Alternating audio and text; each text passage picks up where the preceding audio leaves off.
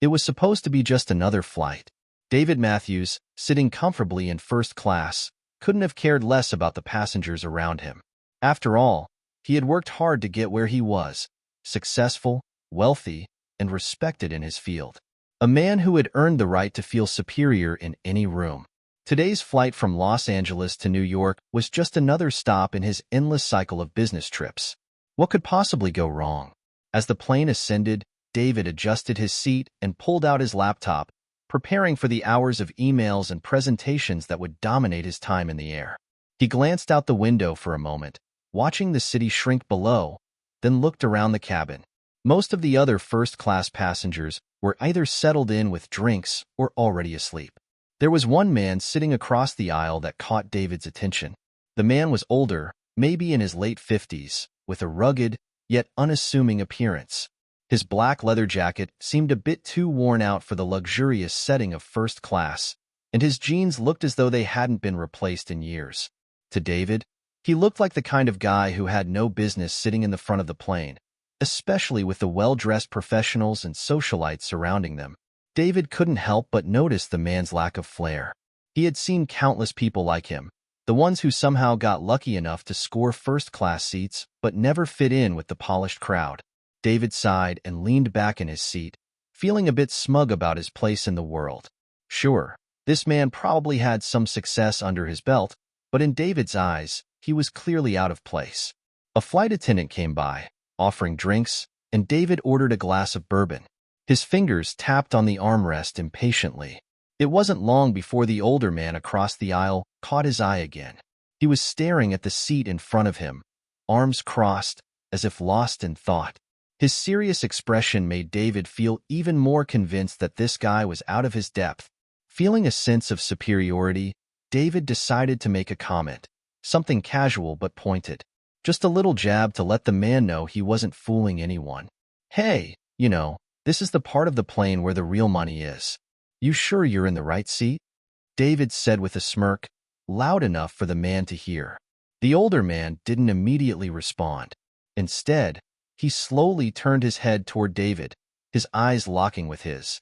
There was something about the look in those eyes that made David pause for a moment, but then he brushed it off. The guy was just a bit of a weirdo. No big deal. David leaned back in his seat, feeling confident. The other man, probably just an old has-been, was probably just going to ignore him or mumble something lame. That's how these encounters usually went. But then, the older man spoke, his voice calm yet firm, carrying a weight that surprised David. He began, people like you always think they have it figured out. You think your suit and your fancy seat make you special. The man paused for a moment, a hint of a smile curling at the edges of his lips. But in this life, it's not the seat you sit in. It's the journey you've taken to get there that matters. Don't ever forget that. David blinked, unsure how to respond. Was this guy trying to teach him a lesson? The man turned his attention back to the seat in front of him, as if the conversation was over, leaving David to stew in the quiet tension that hung in the air. David's chest tightened for a moment. He wasn't used to being talked down to, especially not by someone who looked like they had barely figured out how to dress themselves properly. But as the plane continued its climb into the sky, something about the older man's words lingered in his mind. Still, David shrugged it off. This was just another moment with an eccentric stranger. Nothing more, nothing less. The flight would go on, and he would go back to being the successful, important person he knew himself to be. Little did he know, this man sitting across the aisle wasn't just some eccentric stranger. He was someone who had walked paths David could never have imagined, someone who had seen life from a perspective David had never bothered to consider. As the plane cruised on, David couldn't shake the feeling that something about this flight, and this man, was about to change everything. Hit subscribe and leave a comment with where you're watching from. This story might just spark a new beginning. What's one thing that always pushes you forward, even when things get tough? David's mind wandered back to the flight as the hours dragged on. He had managed to bury the strange encounter with the older man in the back of his mind. His business trip to New York was much more important than worrying about some random passenger, right? But something about the man's words kept circling back to David like an annoying fly. It was almost as if the guy had known something about him, something deeper than what appeared on the surface. David couldn't quite place it, but it made him uneasy in a way he wasn't used to. He was the type of guy who controlled his emotions and his environment, and here was this random man, getting under his skin. Still, David did his best to focus on his laptop, diving back into his work. He had emails to answer, deals to close, and a lot of money to make. He didn't have time for introspection. He couldn't afford to be distracted. The flight continued as planned, and soon they began their descent into New York. But the thought of the old man lingered. David hadn't even caught his name. He'd never made the effort to ask. As the plane began to land, David finally decided to look back over at the man one last time before they all disembarked. Maybe he'd say something else, something more that might help David figure out who this guy really was. He turned his head and immediately regretted it. The man had his head down, scribbling something in a worn notebook. His demeanor was calm and collected, but David could still see the flicker of something intense in his eyes. Maybe it was just the way he carried himself. There was a quiet confidence about him that David found unsettling. When the plane finally touched down, the flight attendants instructed everyone to remain seated while the plane taxied to the gate. David was ready to get off.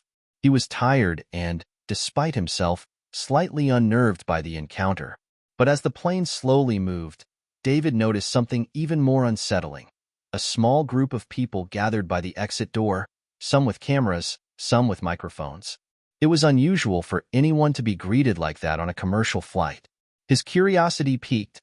David squinted in the direction of the crowd. It was then that he noticed the older man standing up, moving toward the front of the cabin with a calm but purposeful stride.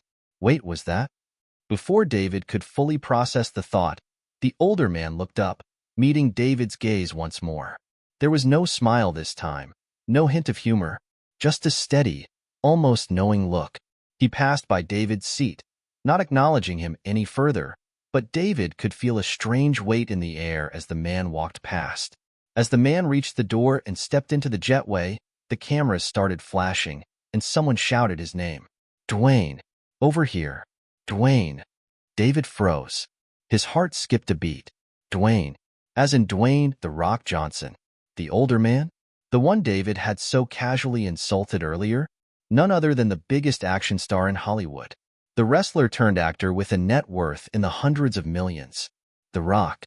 David's face flushed with embarrassment as the realization hit him like a ton of bricks. The man he'd mocked for not fitting in was none other than one of the most famous and well-respected figures in the world. The man who, in an instant, had the power to make David's entire career feel small and irrelevant. For a moment, David couldn't move.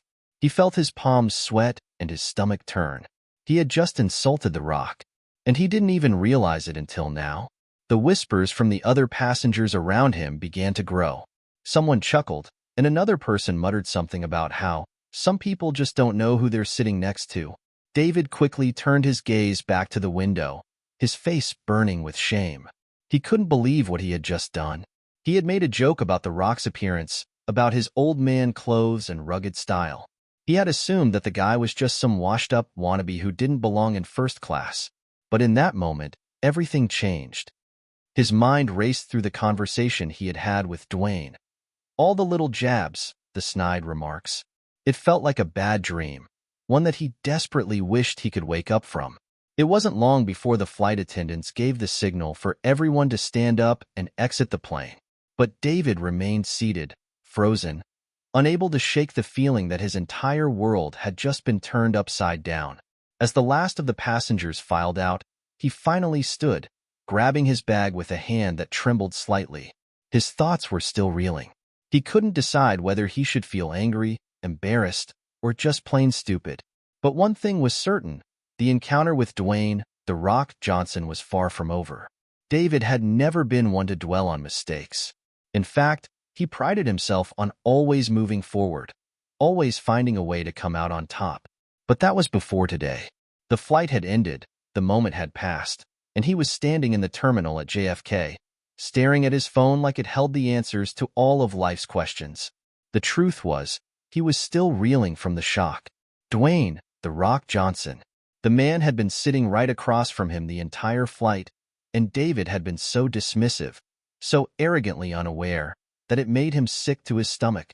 It was a cruel irony that someone like David, someone who had built his entire identity on being sharp, calculating, and always in control, had been so utterly wrong. And worse, he had insulted someone who, without even trying, had more influence and respect in the world than David could ever dream of.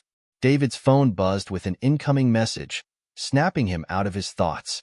It was a notification from his assistant, reminding him about a meeting in just a few hours.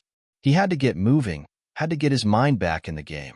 He couldn't afford to let this moment, however embarrassing, derail his day. He took a deep breath and started walking toward baggage claim, trying to shake off the feeling of humiliation. But as he entered the baggage claim area, his eyes caught something that stopped him in his tracks.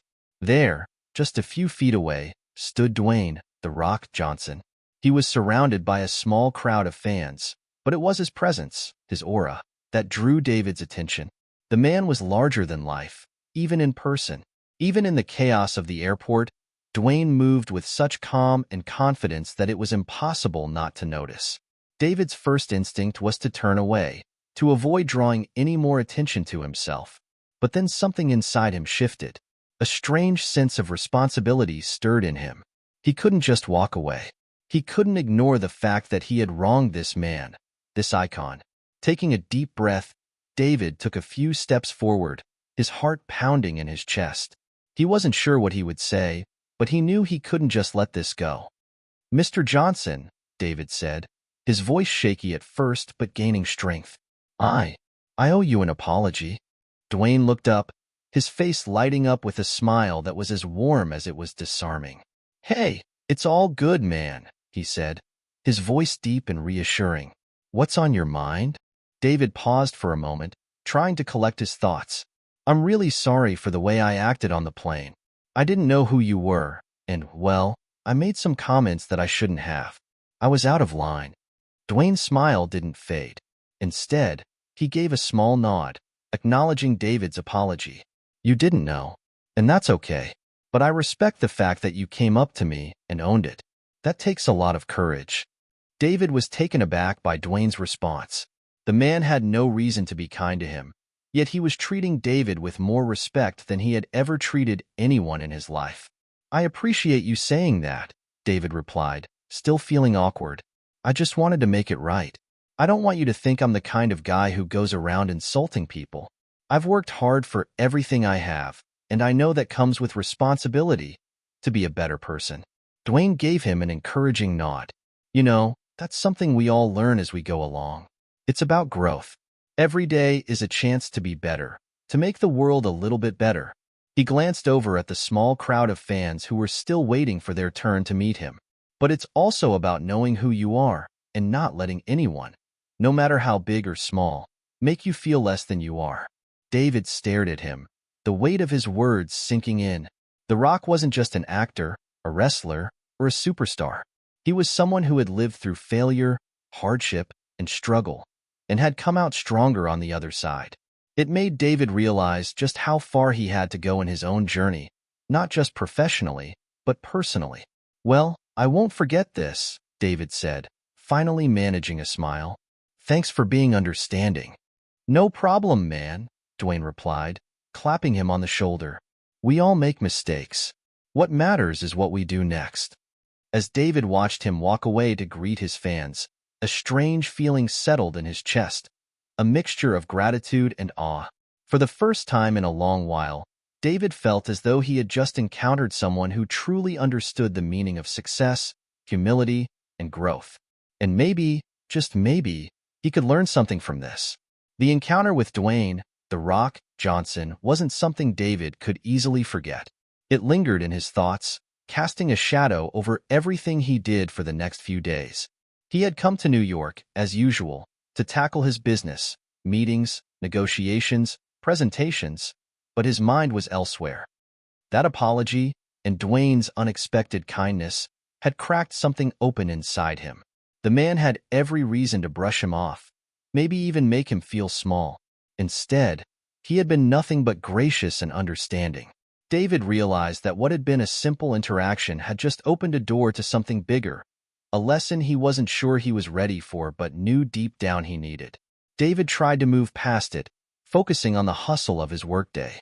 But even in the midst of the financial deals and the cutthroat world he thrived in, there was an underlying discomfort, a sense of unease that was beginning to creep in. Who was he, really? In the days that followed, he found himself thinking more and more about the encounter. He thought about how Dwayne had embraced his imperfections, how he had faced adversity and risen from it. It wasn't just about fame or wealth. It was about being real, about personal growth, and how you treated others, regardless of their status. David had never really considered this kind of reflection before. In his world, it was all about winning, closing the deal, proving your worth. People were means to an end, not complex human beings.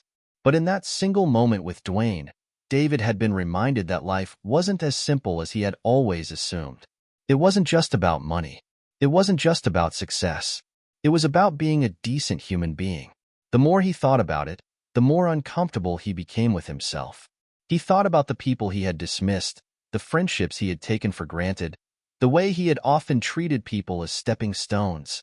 The truth was, he had been so focused on the destination that he had lost sight of the journey, and the people who made that journey worthwhile. David didn't know exactly what he was supposed to do with these feelings, but one thing was certain. He couldn't keep living the way he had been. It was time to make some changes. The next morning, David woke up early, sitting by the window in his hotel room. The city was still asleep, but his mind was wide awake. He reached for his phone and sent a quick text to his assistant. "Cancel my meeting with the investors this afternoon. Reschedule it for next week.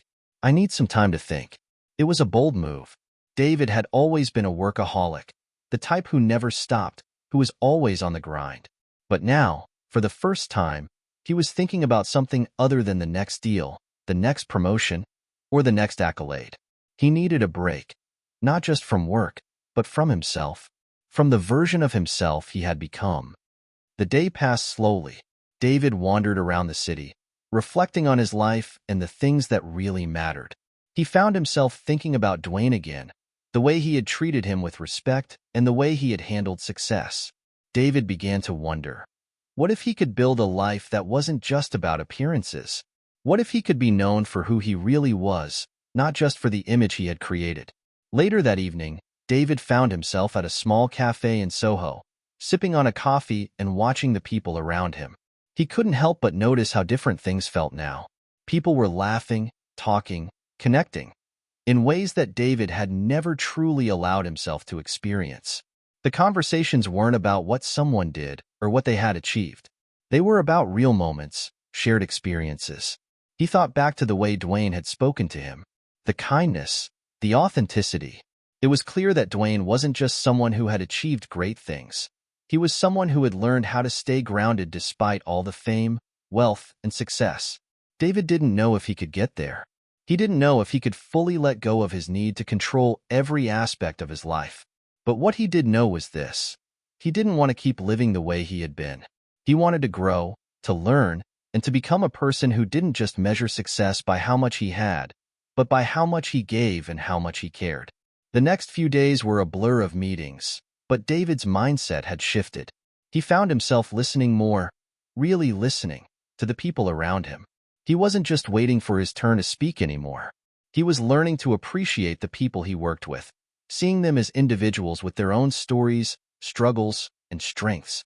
And then, as if fate had a hand in it, David received a message from a number he didn't recognize. He opened it, and his eyes widened as he read the text. "Hey David, it's Dwayne. Just wanted to say, I appreciate the apology. Hope you're doing well. If you ever want to chat about life, business, or just kick back and talk about what matters, let me know. I've got a lot to share." David couldn't believe it. Dwayne Johnson, the man he had so carelessly insulted, was reaching out to him, offering a connection, a conversation, a chance to learn from someone who had walked a very different path but understood the same struggles David had faced. A part of him wanted to ignore it.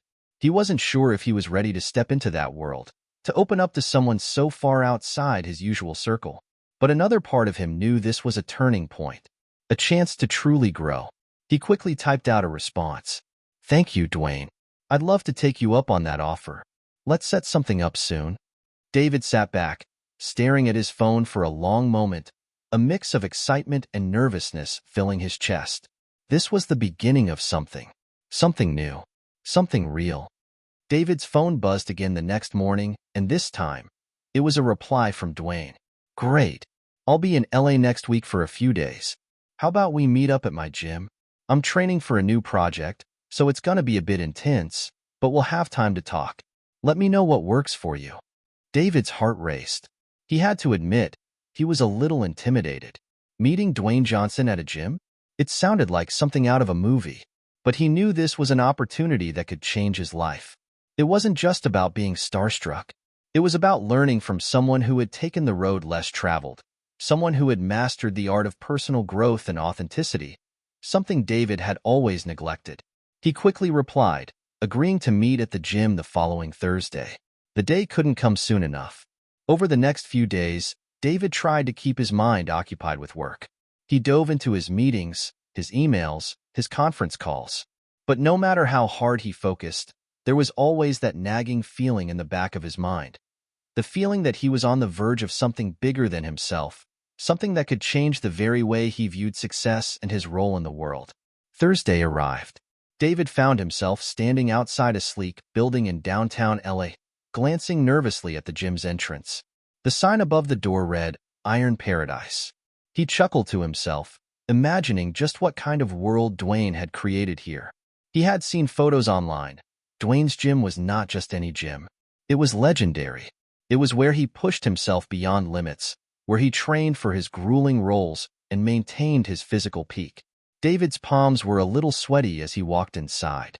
The atmosphere inside was electric, charged with the sounds of heavy weights clanking and people pushing themselves to the extreme. David felt out of place. His tailored suit, though a symbol of his success, seemed worlds apart from the workout clothes and gym shorts surrounding him. It was clear that this was a different world entirely.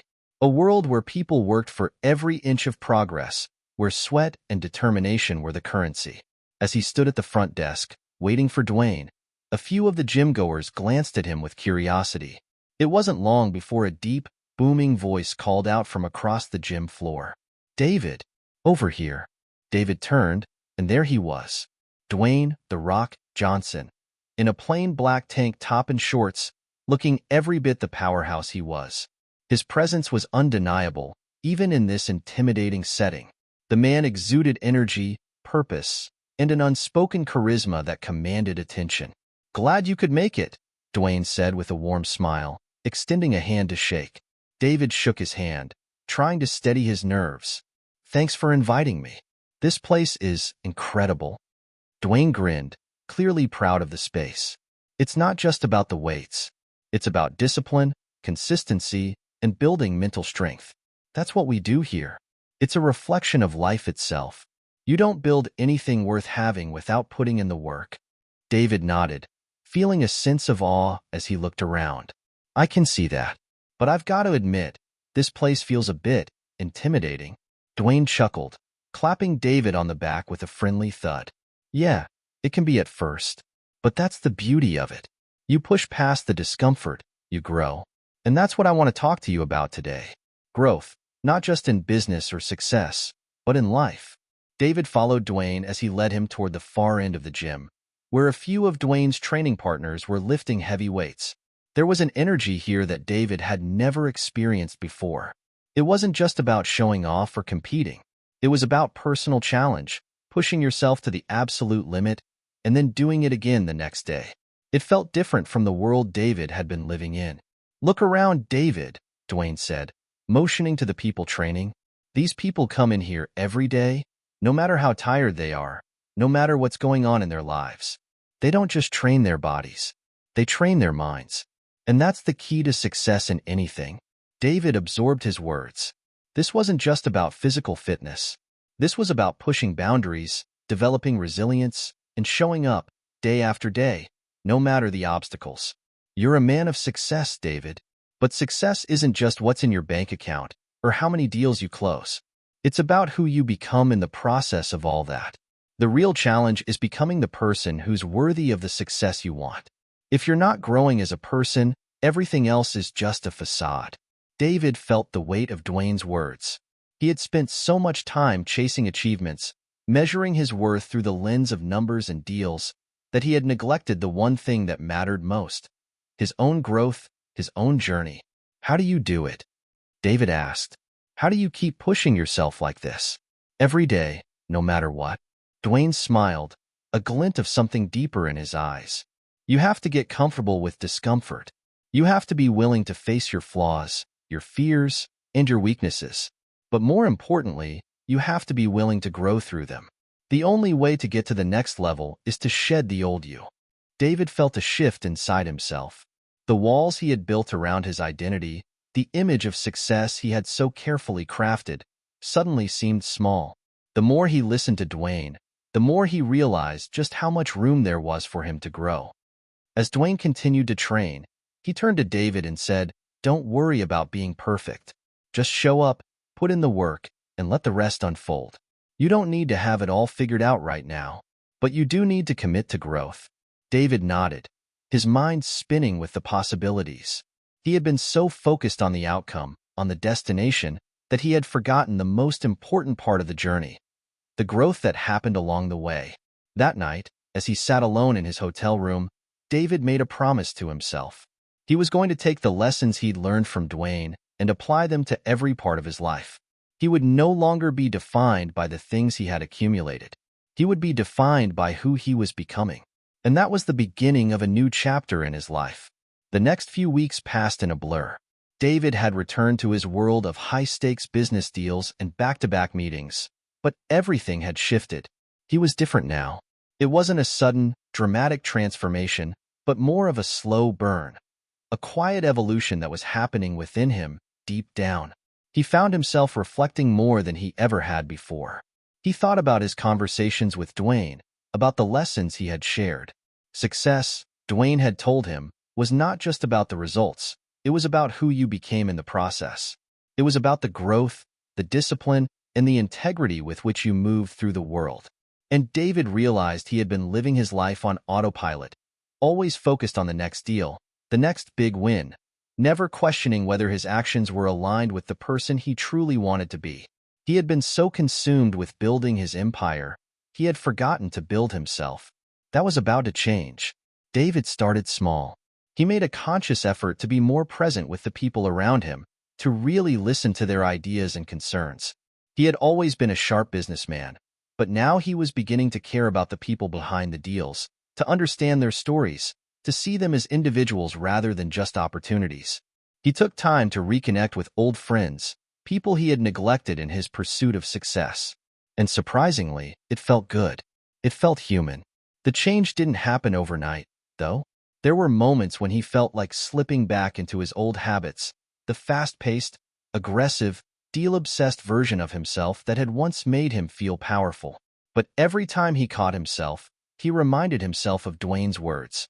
Growth isn't about being perfect, it's about showing up. One afternoon, a few weeks after his meeting with Dwayne, David was in a meeting with a potential new partner, a major tech company looking to expand its reach. The deal had the potential to be lucrative, but something felt off. As the meeting progressed, David couldn't shake the feeling that the partner was more focused on making money quickly than on building a long-term, sustainable business relationship. In the past, David would have jumped at the opportunity. He would have closed the deal with his usual charm, focusing on the bottom line and ignoring the red flags. But now, with everything he had been reflecting on, David wasn't so sure. He wasn't sure he wanted to continue making deals that only benefited him in the short term. He was looking for more. When the meeting ended, David left the conference room and stepped into his office. He stood in front of the window, staring out at the city. For a moment, everything felt still. The noise of the world outside seemed distant, as if it were all happening on another plane. David thought about his past decisions. He thought about the deals he had made that hadn't felt entirely right, the ones that had made him rich but left him feeling empty. He wondered if he had been chasing the wrong thing all along. That's when it hit him. He needed to make a choice. He had the power to decide what kind of person he wanted to be, what kind of business he wanted to build, and who he wanted to surround himself with. And if he was going to live authentically, He needed to stop chasing the easy wins and start focusing on creating something that truly aligned with his values. The next day, David called his assistant and told her to cancel his meeting with the tech company. He wasn't going to pursue that deal. Instead, he decided to take a step back and reevaluate his business strategy. It was time for a new approach, one that was rooted in purpose, integrity, and long-term growth. He knew it wasn't going to be easy. In fact, it would likely be the hardest decision he had ever made. But he felt a sense of relief, knowing that he was starting to take control of his life in a way that felt right. In the following weeks, David started working with a different kind of partner, one who shared his new vision.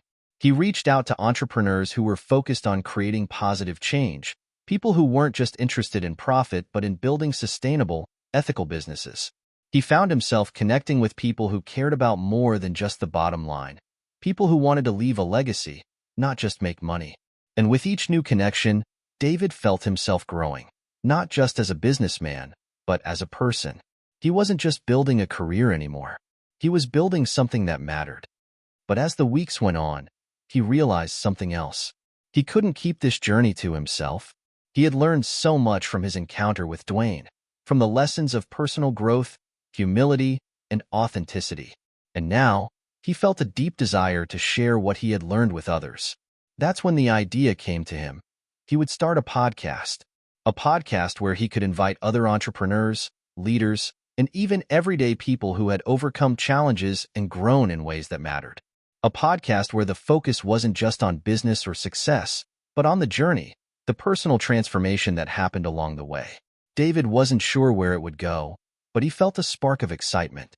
This could be his way of giving back, of sharing the lessons he had learned and encouraging others to embrace their own growth. He started recording the first few episodes, diving deep into the stories of people who had faced adversity and come out stronger on the other side. Each episode felt like a revelation, a conversation that brought him closer to understanding what it truly meant to live authentically. And as David continued on this new path, he knew that his life and his business would never be the same. He was no longer just chasing success for success's sake. He was chasing something deeper, something that would truly define his legacy. David's podcast quickly gained traction. Each episode felt like a small victory, a new connection, a new way to share the lessons he had been learning. As he interviewed guests from all walks of life, from struggling entrepreneurs to high-powered CEOs, and even everyday people with remarkable stories, David found himself continually surprised by the power of vulnerability. The conversations were raw, real, and, most importantly, human. The guests weren't talking about the glossy, idealized versions of their success. They were sharing the messy, uncomfortable realities of their journeys, the failures, the setbacks, and the moments when they almost gave up. And through these stories, they revealed the growth that had come from it all. It was that kind of growth David now realized was the real prize, not the wealth or fame or any of the superficial things he'd once chased. In the midst of all this, one conversation stood out. It was with Sarah, an entrepreneur whose business had faced near collapse during the pandemic, only to rise again stronger than ever.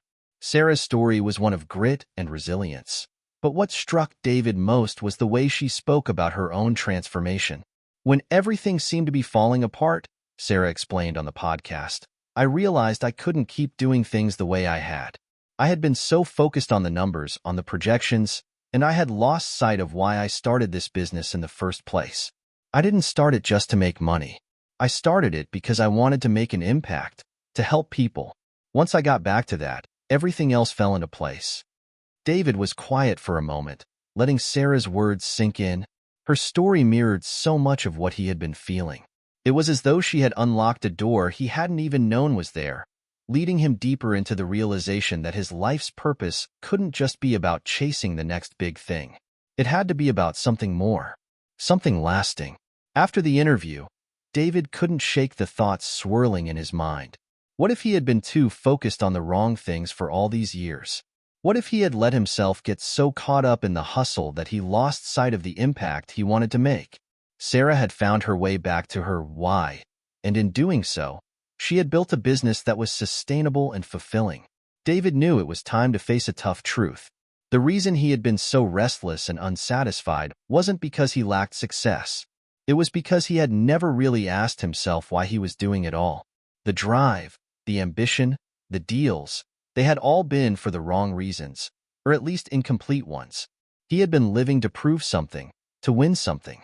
But in doing so, he had lost sight of what really mattered. He decided to take a break from his usual pace. It wasn't going to be easy, but he knew he needed to step back and refocus. Over the next few days, David shut down all his business meetings and turned off his phone notifications. He took long walks in the park, read books that had nothing to do with business, and reflected deeply on his life. During one of his walks, he found himself sitting by the water at a local lake. The sun was setting, casting a warm glow over the surface of the water, and for the first time in what felt like forever, David allowed himself to simply be. No rush, no pressure, just being present. His thoughts wandered, and he began to piece together the new vision for his life. A vision that wasn't based on superficial success, but on creating meaningful impact, both in his business and in his personal life. It was a vision that wasn't driven by fear or a desire to prove himself, but by a genuine passion to contribute and grow. David's phone buzzed with a message from his assistant, but he ignored it. He needed this time to himself. For the first time in years, he felt the weight of his ambition lift, replaced by a sense of calm and purpose. As he sat there, it hit him. This was the first step in reclaiming control over his life. It wasn't about more deals, more accolades, or bigger paychecks. It was about aligning his life with his values, reconnecting with the purpose that had always been there, buried beneath the surface.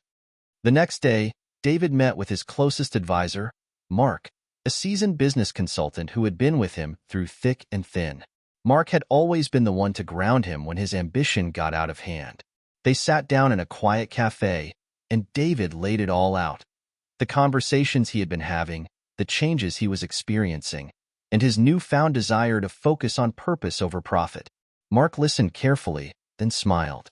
"David, I've always respected your drive, but I've also seen you burn out a few times over the years. I think you're on the right track now.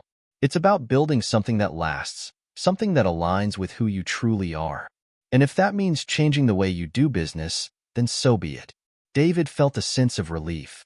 Mark wasn't questioning his decision. In fact, he was encouraging it. It wasn't about abandoning everything David had worked for. It was about evolving into a version of himself that wasn't just successful in a financial sense, but was also successful in building relationships, creating value, and living authentically. As they wrapped up the conversation, Mark added one final thought. "You're already on the right path, David, but you have to keep listening to yourself. Listen to what you want, not just what others expect. Your true success will come when you align your actions with your heart." That evening, David sat in his office, reflecting on Mark's words.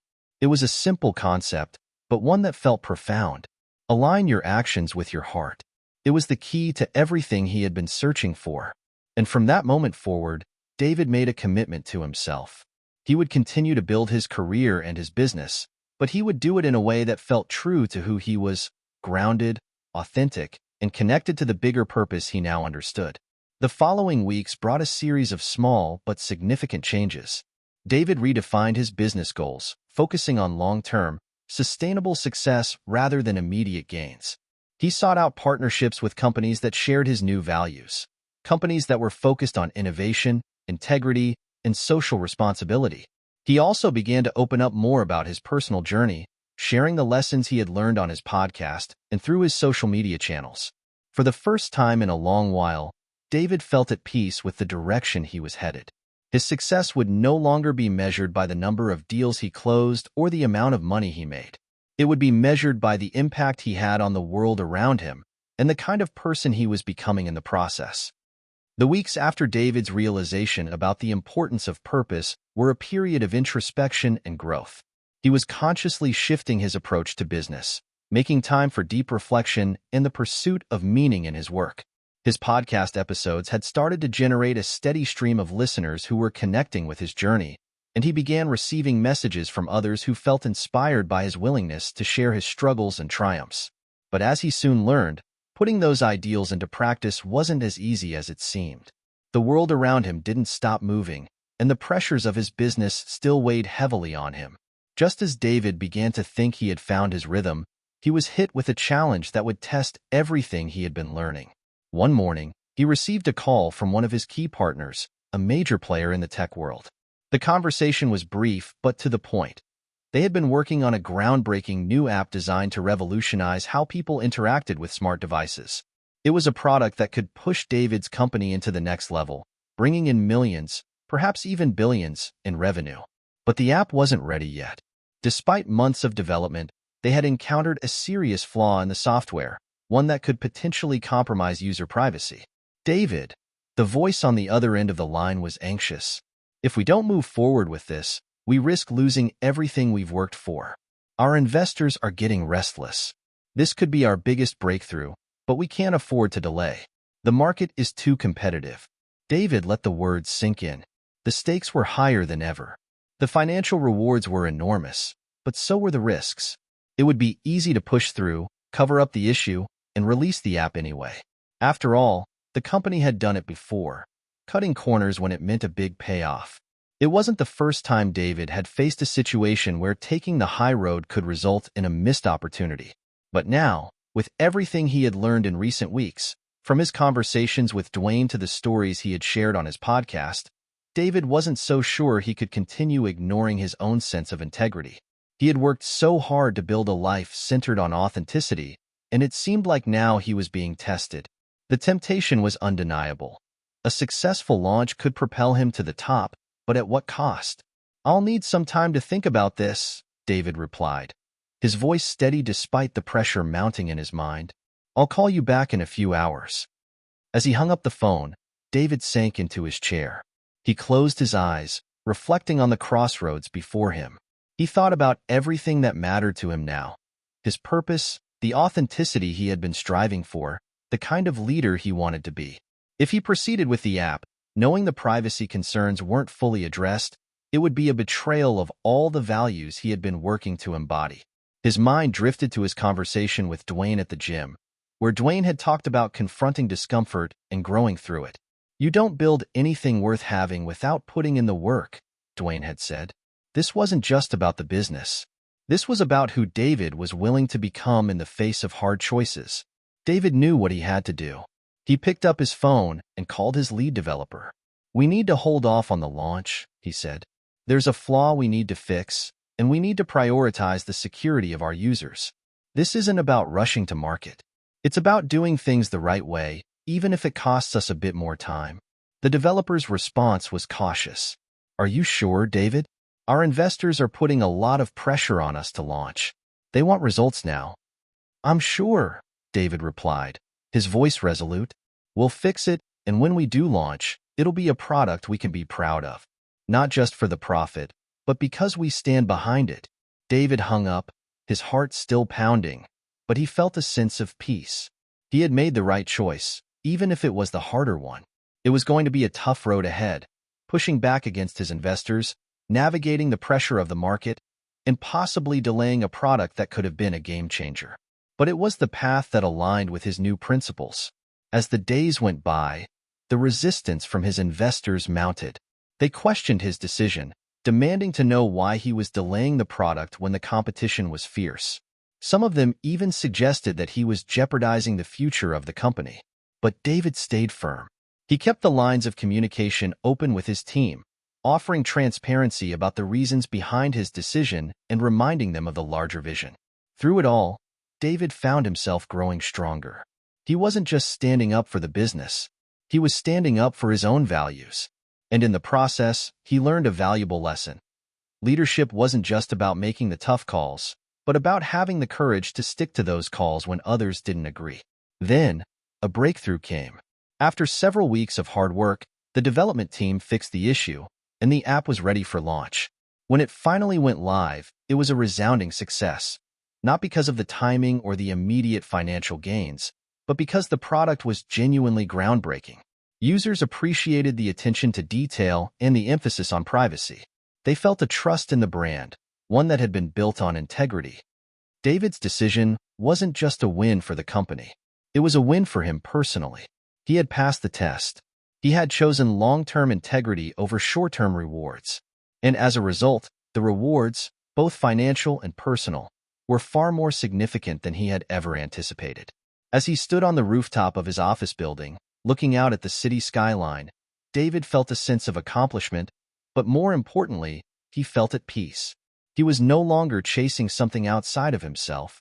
He had discovered that the true measure of success wasn't in the deals he closed or the wealth he accumulated, but in the way he showed up in the world, in his business, in his relationships, and in his own heart. And he knew, in that moment, that this was just the beginning. David's decision to prioritize integrity over short-term success didn't just impact his business. It sent ripples throughout his personal life as well. The moment he stood firm in his values, something inside him shifted. The clarity he felt after making the hard decision allowed him to reflect on the bigger picture, not just the daily grind of work, but the relationships and commitments he had outside the office. One evening, a few weeks after the successful launch of the app, David met with his old friend, Jake, at a local cafe. Jake was someone David had known since his college days. They had both entered the business world at the same time, with dreams of making it big. But where David had followed a traditional path, working his way up, always keeping his eye on the prize, Jake had gone a different route. Jake was passionate about environmental sustainability and had founded a small but thriving company dedicated to creating eco-friendly products. David had always admired Jake's drive, but hadn't truly understood the depth of his friend's commitment. That was, until recently, when he started considering his own values more seriously. "David, you look different," Jake said as they sat down. "You've been acting differently, too. What's going on?" David took a sip of his coffee, a small smile tugging at his lips. "You could say I've been having some revelations?" Jake raised an eyebrow, clearly intrigued. "Revelations?" "Yeah," David began, his voice thoughtful. "I've spent so much of my life chasing success, deals, profits, recognition. But lately, I've realized that none of that really matters unless it aligns with something bigger, something meaningful. And I'm starting to see the importance of living in a way that reflects my true values." Jake nodded, clearly understanding what David was getting at. "I've been saying that for years. It's not easy, but when you finally start making decisions based on what truly matters to you, the work feels different. It's not just about building a business. It's about making a difference. I think you're starting to figure that out." David chuckled. "I guess I am, but it's not an easy transition. I'm used to pushing hard for the next deal, for the next step. I've always defined success by numbers, not impact. And now, I'm not so sure that's the right approach anymore." "You're figuring it out, though," Jake said. "And it's a process. It's about embracing that discomfort, like you said. Don't be afraid of the change, man. It's the only way to truly grow." David paused, reflecting on his friend's words. It felt good to talk to someone who understood, who had been walking a similar path. Jake had always been someone who chose to prioritize his passion for sustainability over quick profits. The difference between them was that David had been focused on building an empire, while Jake had always focused on building something that made a lasting difference. "So what's your plan?" Jake asked, breaking David from his thoughts. "How are you going to use this new perspective in your business?" David looked out the window, thinking deeply. "I think I'm going to focus on building partnerships that prioritize sustainability, social responsibility, and integrity. It's not just about creating a product anymore. It's about creating something that has a positive impact on the world. I want to lead by example, showing that success isn't just about money. It's about making a difference, leaving a legacy that matters." Jake grinned. "Sounds like you're finally on the right track, man. You know, I'd love to collaborate with you on something. You've got the resources, and I've got the passion. Together, we could create something powerful." David's heart swelled with excitement at the idea. He had always been somewhat reluctant to collaborate with others outside his industry. But Jake was different. Their shared values and vision could form the foundation for something truly special. "Let's do it," David said, a sense of determination in his voice. "Let's create something that matters." In the weeks that followed, David and Jake began working on a new project. They teamed up to develop a line of eco-conscious technology products, focusing on sustainability and ethical sourcing. It wasn't just a business venture, it was a movement. David brought his resources and expertise to the table, while Jake infused the project with his passion for environmental responsibility. The project was challenging, but in the best possible way. It forced David to rethink everything, from the materials they used to how they marketed the products. He had to ask hard questions about their impact on the environment, on society, and on the future. But through it all, David felt invigorated. This was the kind of work he had been craving. It wasn't easy, but it felt right. Meanwhile, his podcast continued to grow, and his message of purpose-driven business was resonating with a wider audience. David started bringing on more guests who shared his values, entrepreneurs and leaders who were working toward positive change in their industries. His podcast had become a platform for conversations about authentic leadership, sustainability, and building businesses that served a higher purpose. One day, while reviewing the project's progress, David received a call from an unexpected source, an investor who had previously been skeptical of his shift in focus. The investor was impressed by the direction David was taking and wanted to discuss potential funding for the new project. "David, I've been watching what you're doing," the investor said, "and I have to admit, I'm impressed. This isn't the direction I thought you'd take, but it's clear you're onto something. I think there's a lot of potential here, not just for profit, but for real impact. Let's talk about what a partnership could look like." David couldn't help but smile. He had anticipated resistance, but it seemed like his authenticity was starting to pay off. People were starting to see the value in what he was doing, and he wasn't just talking about profit anymore. He was talking about leaving a legacy. As he hung up the phone, David felt a sense of gratitude. The journey he had embarked on wasn't easy, but it was undeniably fulfilling. He had taken the hardest steps, confronting his own fears and uncertainties, but now, he was beginning to see the rewards, not just in the form of business growth, but in the impact he was making. And the more David immersed himself in this new path, the more he realized something profound. The ripple effect of his choices wasn't just changing his life. It was changing the lives of everyone around him. People were beginning to see that success wasn't just about the numbers. It was about the kind of person you became along the way. The legacy David was starting to build wasn't just one of financial success. It was a legacy of growth, authenticity, and positive change. And he was only getting started. Just as David was beginning to feel the momentum of his new approach to business, life threw him a curveball. He was heading home from an important meeting with Jake about their eco-conscious tech project when his phone buzzed with a message from his assistant. The subject line read, "Urgent, major client crisis." David's stomach dropped as he opened the email. A large, high-profile client, one of the biggest in his company's portfolio, was threatening to pull out of a multi-million-dollar deal. The reason? A sudden change in market conditions, coupled with mounting concerns about the company's commitment to sustainability. His client had caught wind of some potential environmental impacts caused by the production processes involved in one of David's company's flagship products. It was the kind of situation David had worked hard to avoid, yet here it was, staring him down with the weight of a looming disaster. He called his assistant immediately. "Set up an emergency meeting with the team and get the client on the line," he said, trying to steady his breath. Minutes later, David found himself in a video conference with the client's CEO, a sharp, no-nonsense woman named Elena. Her face was tight with frustration as she outlined the company's concerns. "David, I'm not sure how to put this, but we're very disappointed," Elena said, her voice unwavering. "Our team has always trusted your company's ability to deliver, but now we're hearing that your product isn't as eco-friendly as we were led to believe. We've spent years building our brand on environmental responsibility, and this could destroy everything we've worked for."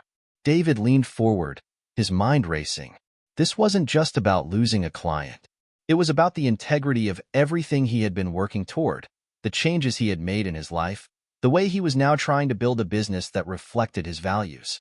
"I understand, Elena," David said, keeping his tone calm, even as a wave of pressure hit him. "I want you to know that we take these concerns seriously. We've already begun an internal review, and I'm personally looking into the situation.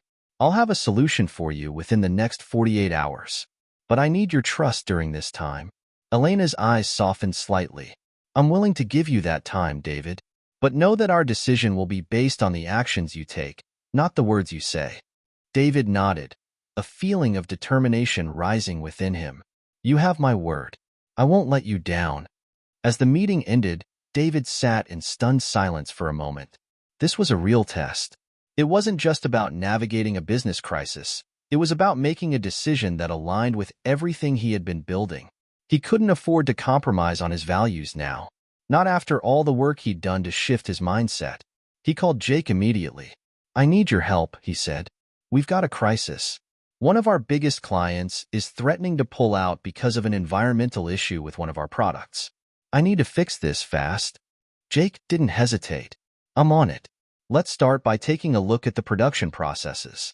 We'll figure out where the breakdown happened and what we can do to correct it. David agreed. The first step was to gather all the facts, and he would need Jake's expertise to dig into the production details. Jake had always been the more hands-on, solution-driven person, while David had focused on the business side. But now, their combined skills would be put to the ultimate test. Over the next 24 hours, David and Jake worked tirelessly. They reviewed every aspect of the product, from sourcing materials to the final manufacturing process. The issue, it turned out, wasn't as simple as they had hoped. The materials used in the production were sourced from suppliers who didn't have the best track record when it came to sustainability.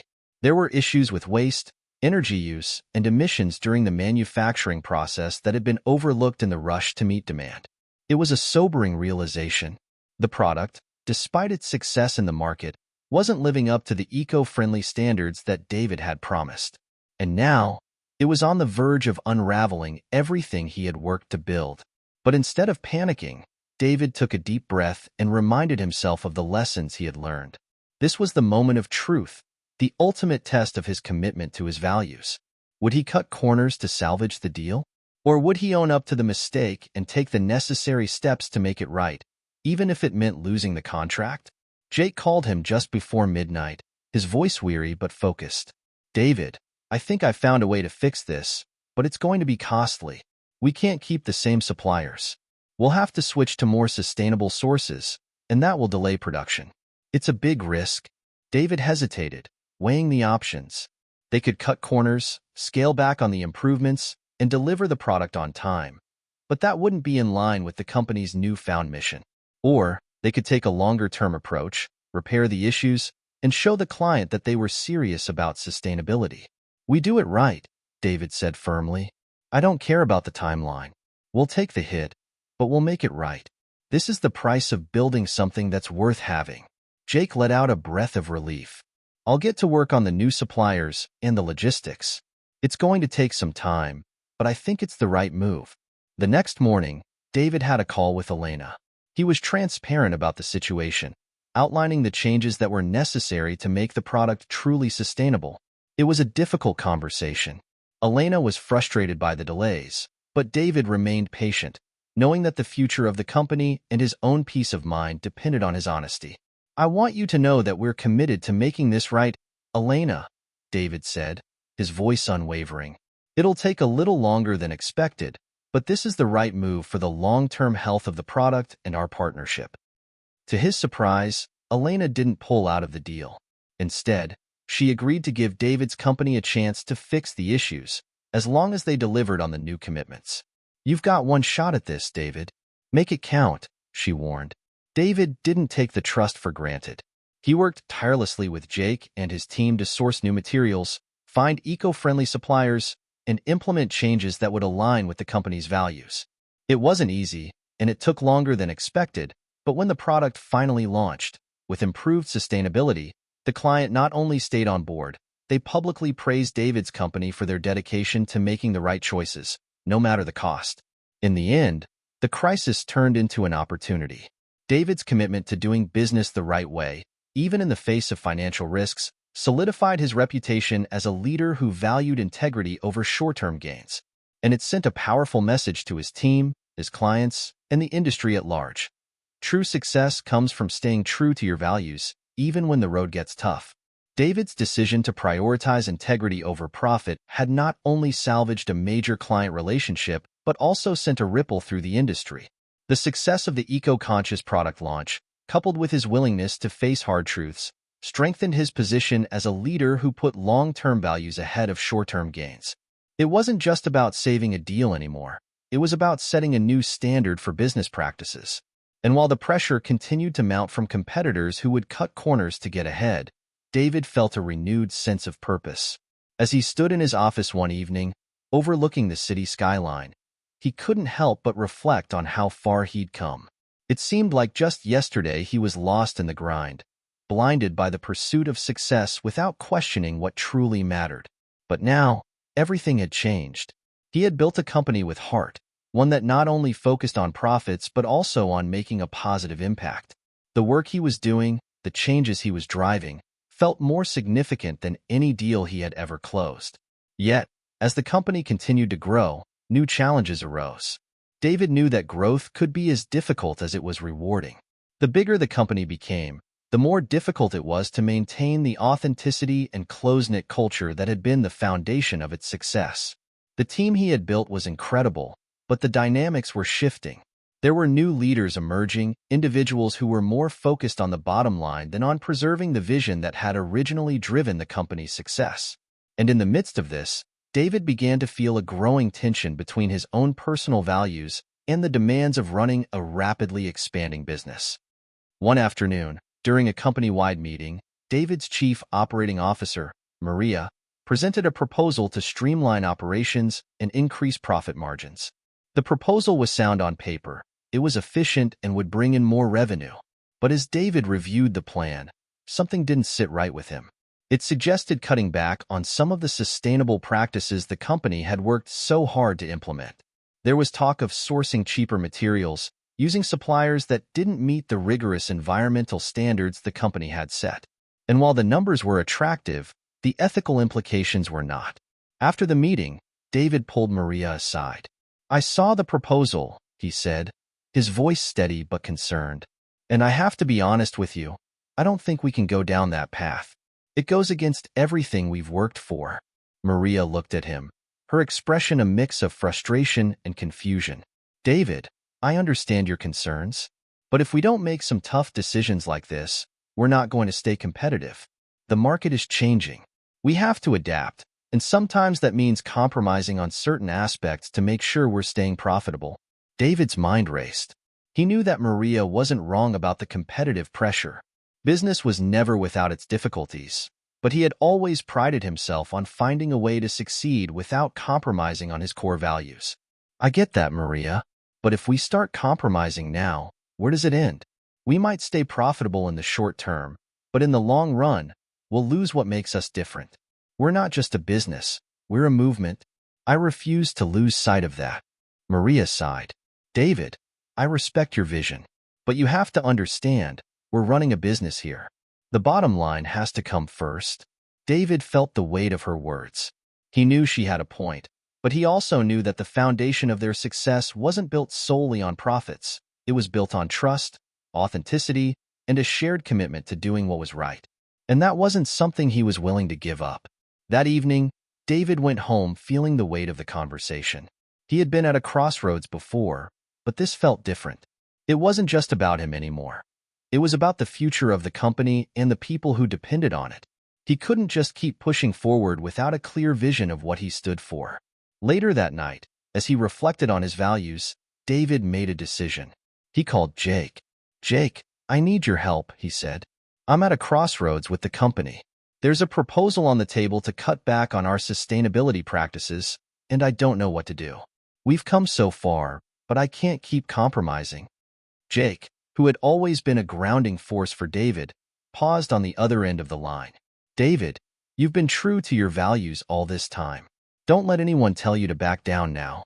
You've created something bigger than just a business. You've created a legacy. If you walk away from that, you'll regret it." David smiled. "I needed to hear that. Thanks, man." Over the next few days, David took a hard look at the proposal. He reviewed every aspect of the plan and weighed the long-term consequences of each decision. He realized that it wasn't just about choosing between profits and sustainability. It was about maintaining the culture he had worked so hard to cultivate, a culture that placed purpose above everything else. David called another meeting with the leadership team and Maria. This time, he was more resolute. "I've thought long and hard about the proposal," he said, addressing the room, "and I've come to a decision. We're not going to compromise on our values. Sustainability isn't just a marketing tool for us. It's the core of who we are. We're going to find a way to stay competitive without sacrificing our commitment to the planet. We'll figure it out together, but we won't compromise on our vision. Maria looked at him, her expression softening. I understand, David, but this won't be easy.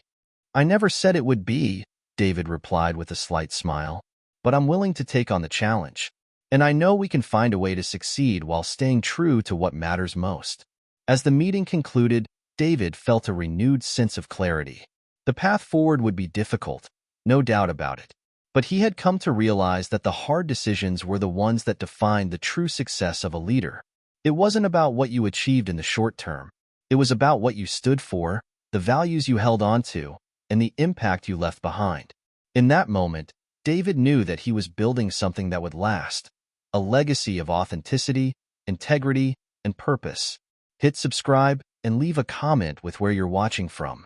Have you ever faced a decision where you had to choose between staying true to your values or following a path of least resistance? How did you handle it? Let me know in the comments below. The days after David's decision to stick to his values were filled with hard work, difficult conversations, and a series of strategic pivots. The leadership team rallied behind his vision, but there was no denying the weight of the challenge ahead. The pressure to keep the company growing without sacrificing its core beliefs was immense. In many ways, it felt like David was walking a tightrope, balancing between the world of corporate growth and the ethics that had brought him to where he was. The initial fallout from the proposal was not easy.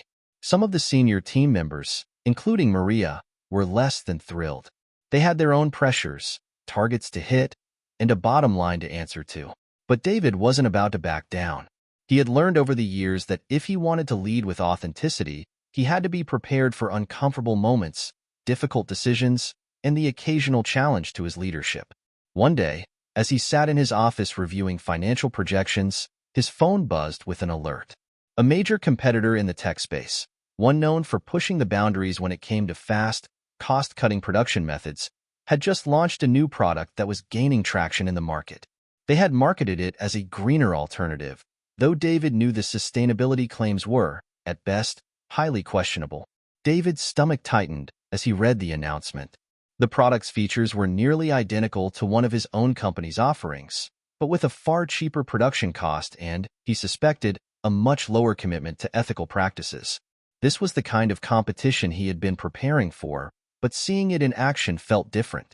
The temptation to fight fire with fire, to cut corners and streamline operations just to keep up, was strong. As he stared at the announcement, his phone rang. It was Jake. You're seeing this, right? Jake's voice came through, filled with concern. That new product. They're trying to steal your market share by playing the sustainability card. And we both know it's just a marketing gimmick. They're not serious about it. David sighed deeply, running a hand through his hair. I see it. And it's tempting, Jake. Real tempting. But if we go down that road, we're betraying everything we've worked for. Exactly, Jake replied. But that doesn't mean you shouldn't think about how to respond. This is a test, David. It's a test of your commitment, your integrity. You've already chosen the path of purpose-driven business. Now, it's about proving that it works. It's time to show the industry that doing things the right way can be profitable, that the real value is in the long-term impact, not the short-term gains. David leaned back in his chair, thinking. Jake was right. This wasn't just about the competition. It was about setting a precedent, showing the world that a company could thrive while doing the right thing. But it would take an unwavering commitment, more than ever. I need to talk to Maria, David said, his voice firm. This is bigger than just a product launch. It's about setting a standard for how we do business. The next day, David called Maria into his office. He could tell that she had been under a lot of stress, and she didn't look thrilled to see him. But he knew this conversation was crucial. Maria, I know this is tough, David began, his voice soft but resolute. But we're about to face the biggest test yet. That new product from our competitor?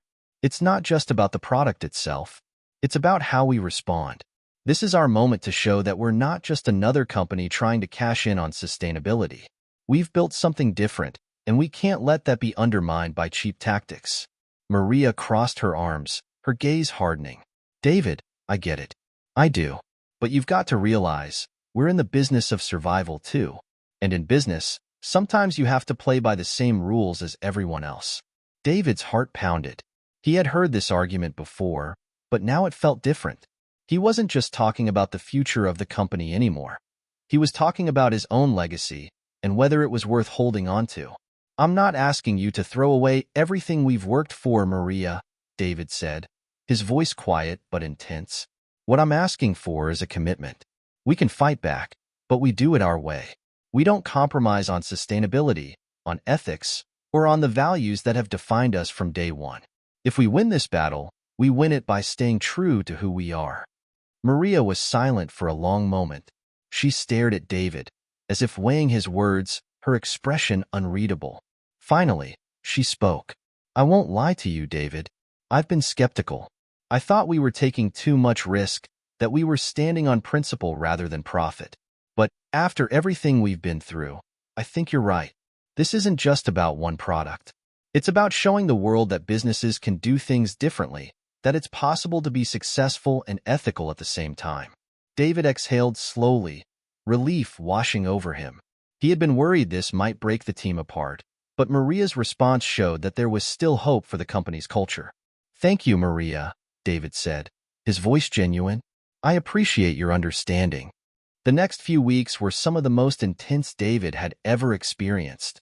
The company doubled down on its commitment to sustainability. They released a series of in-depth reports detailing their production processes, the steps they were taking to reduce environmental impact, and their partnership with ethical suppliers. They launched an ad campaign that highlighted not just the eco-friendly features of their products, but the people and processes behind them. And when the new competitor's product failed to meet the sustainability standards it claimed to have, David's company seized the opportunity to lead with transparency. They publicly called out the deceptive practices, showing their customers the difference between true commitment to sustainability and a marketing gimmick. The response from customers, partners, and the media was overwhelming. Not only did sales increase, but David's company gained significant credibility in the industry. People were beginning to recognize that doing business with purpose was not only possible, it was profitable. One evening, as David sat at his desk, reading through the flood of positive responses, he couldn't help but smile. They had done it.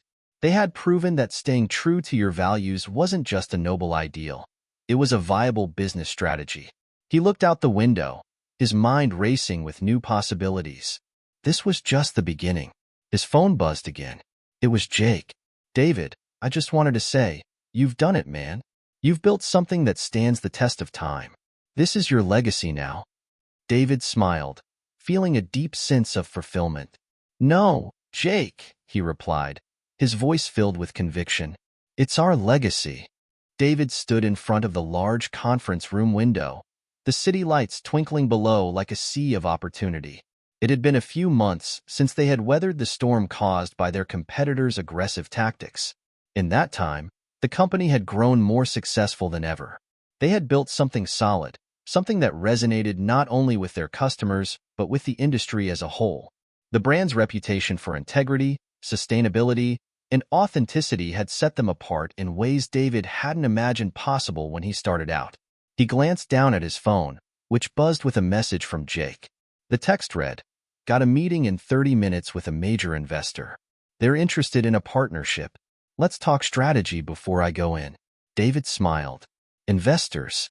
When he first began, he had never dreamed of partnerships with large investors, let alone the type of firms who were now knocking at their door.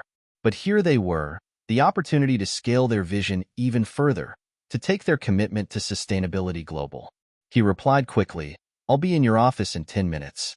As David walked down the hallway toward Jake's office, he couldn't help but feel a sense of anticipation. It had been a busy few months, but everything had felt aligned. They were doing more than just turning a profit. They were showing the world that values-driven business could be the blueprint for the future. This new partnership had the potential to take their mission and their products to the next level. When he entered Jake's office, Jake was sitting at his desk, going over a few documents. He looked up, his expression serious. "David, this is a big one," Jake said, gesturing toward the large conference table. "These investors are interested, but they're going to want to see some bold moves from us. They're not here to just write a check.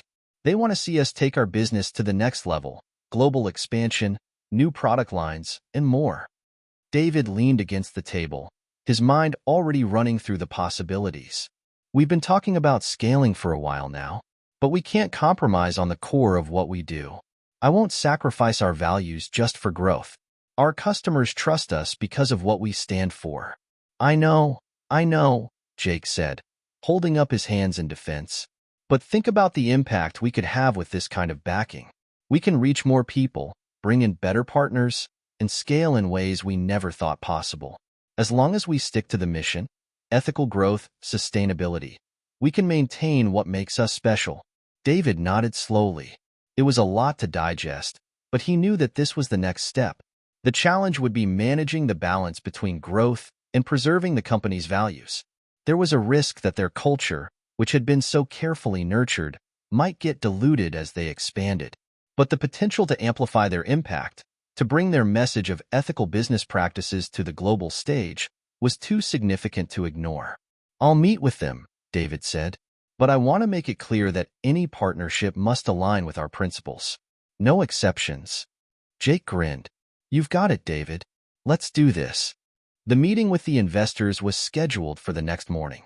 David and Jake spent the rest of the day preparing, reviewing everything from financial projections to global expansion strategies. But even as they went over the numbers, David kept coming back to the same thought. Could they really maintain the integrity of the company as they scaled? Could they remain true to their vision while taking on the pressures of expansion and new partners? The next morning, David stood in front of a large conference table, facing a group of potential investors. The room was filled with people in suits, all businesslike and eager to get to the point. Among them was Ethan Larson, the lead investor, a sharp, well-dressed man in his mid-40s who had built a reputation for being tough but fair. Ethan's firm had a history of successful investments, but they had also been known to push companies to take risks that sometimes led to compromises. David shook Ethan's hand firmly, trying to steady his nerves. It's a pleasure to meet you, Ethan. Thank you for taking the time to meet with us. Ethan nodded, offering a tight smile. Of course, David. We've been following your company's progress closely. We're impressed with what you've done so far, but we want to hear more about where you're headed next. David glanced at Jake, who gave him a supportive nod. It was time to make his case. He took a deep breath and addressed the room. We've built something special here, David began, his voice steady and confident. A company that isn't just about profits, but about making a positive impact on the world. Our mission is clear: to provide innovative products that are sustainable, ethical, and built with integrity. We've succeeded in doing that because we've stayed true to those values. But we're at a crossroads. The next phase of our growth will require more than just innovation. It will require partnerships that understand and share our commitment to sustainability and purpose-driven business. Ethan raised an eyebrow. You're saying you want to grow, but without compromising your values? Exactly, David replied. We're committed to making the right decisions for the long-term health of the company and the planet. And that means any partnership we take on must align with that vision. We're not looking for a quick fix. We want to build something lasting. Ethan leaned back in his chair, his eyes narrowing slightly as he considered David's words. You realize, of course, that growth means making tough decisions. And sometimes, those decisions mean taking on partners who may not be fully aligned with your values, at least not in the beginning. David met his gaze directly. I understand that, but I'm not willing to compromise. The values we've built this company on, transparency, sustainability, and ethical growth, are not negotiable. If that doesn't align with your vision for this partnership, then perhaps we're not the right fit. The room was silent for a moment. David could feel the weight of their eyes on him, watching him carefully. He had made his stance clear, and now it was up to the investors to decide whether they would take a chance on a company that wasn't willing to sacrifice its principles for growth. Finally, Ethan spoke. I respect your conviction, David. It's rare to see someone who is so committed to their vision. That's why we're interested. We believe in what you're doing, and we think it has the potential to scale in a way that can change the industry. But we're also looking for a return on investment. So, if we move forward, it's going to require real effort on both sides. This is going to be a partnership, not a one-way street. David smiled. We're ready for that challenge. By the end of the meeting, they had agreed to move forward with the partnership. It wasn't a simple deal, and there were plenty of details to work out, but David felt a sense of relief wash over him. The investors understood the importance of preserving the company's core values, and they were willing to work alongside them to make that happen. As David walked out of the meeting room, he turned to Jake. We did it. They're on board, but we've got our work cut out for us. Jake grinned. We always do, but I think we're ready for this next step. David smiled. For the first time in a long while, he felt the excitement of what was to come. The road ahead would be difficult, no doubt, but with the right partners, the right team, and a commitment to doing things the right way, there was no limit to what they could achieve. With the partnership agreement in place, David and Jake had a newfound sense of momentum. The investors were on board, and the company was on the verge of a significant expansion. But with the promise of greater resources and a larger market came a new set of challenges. Scaling a business wasn't just about adding more products or increasing production.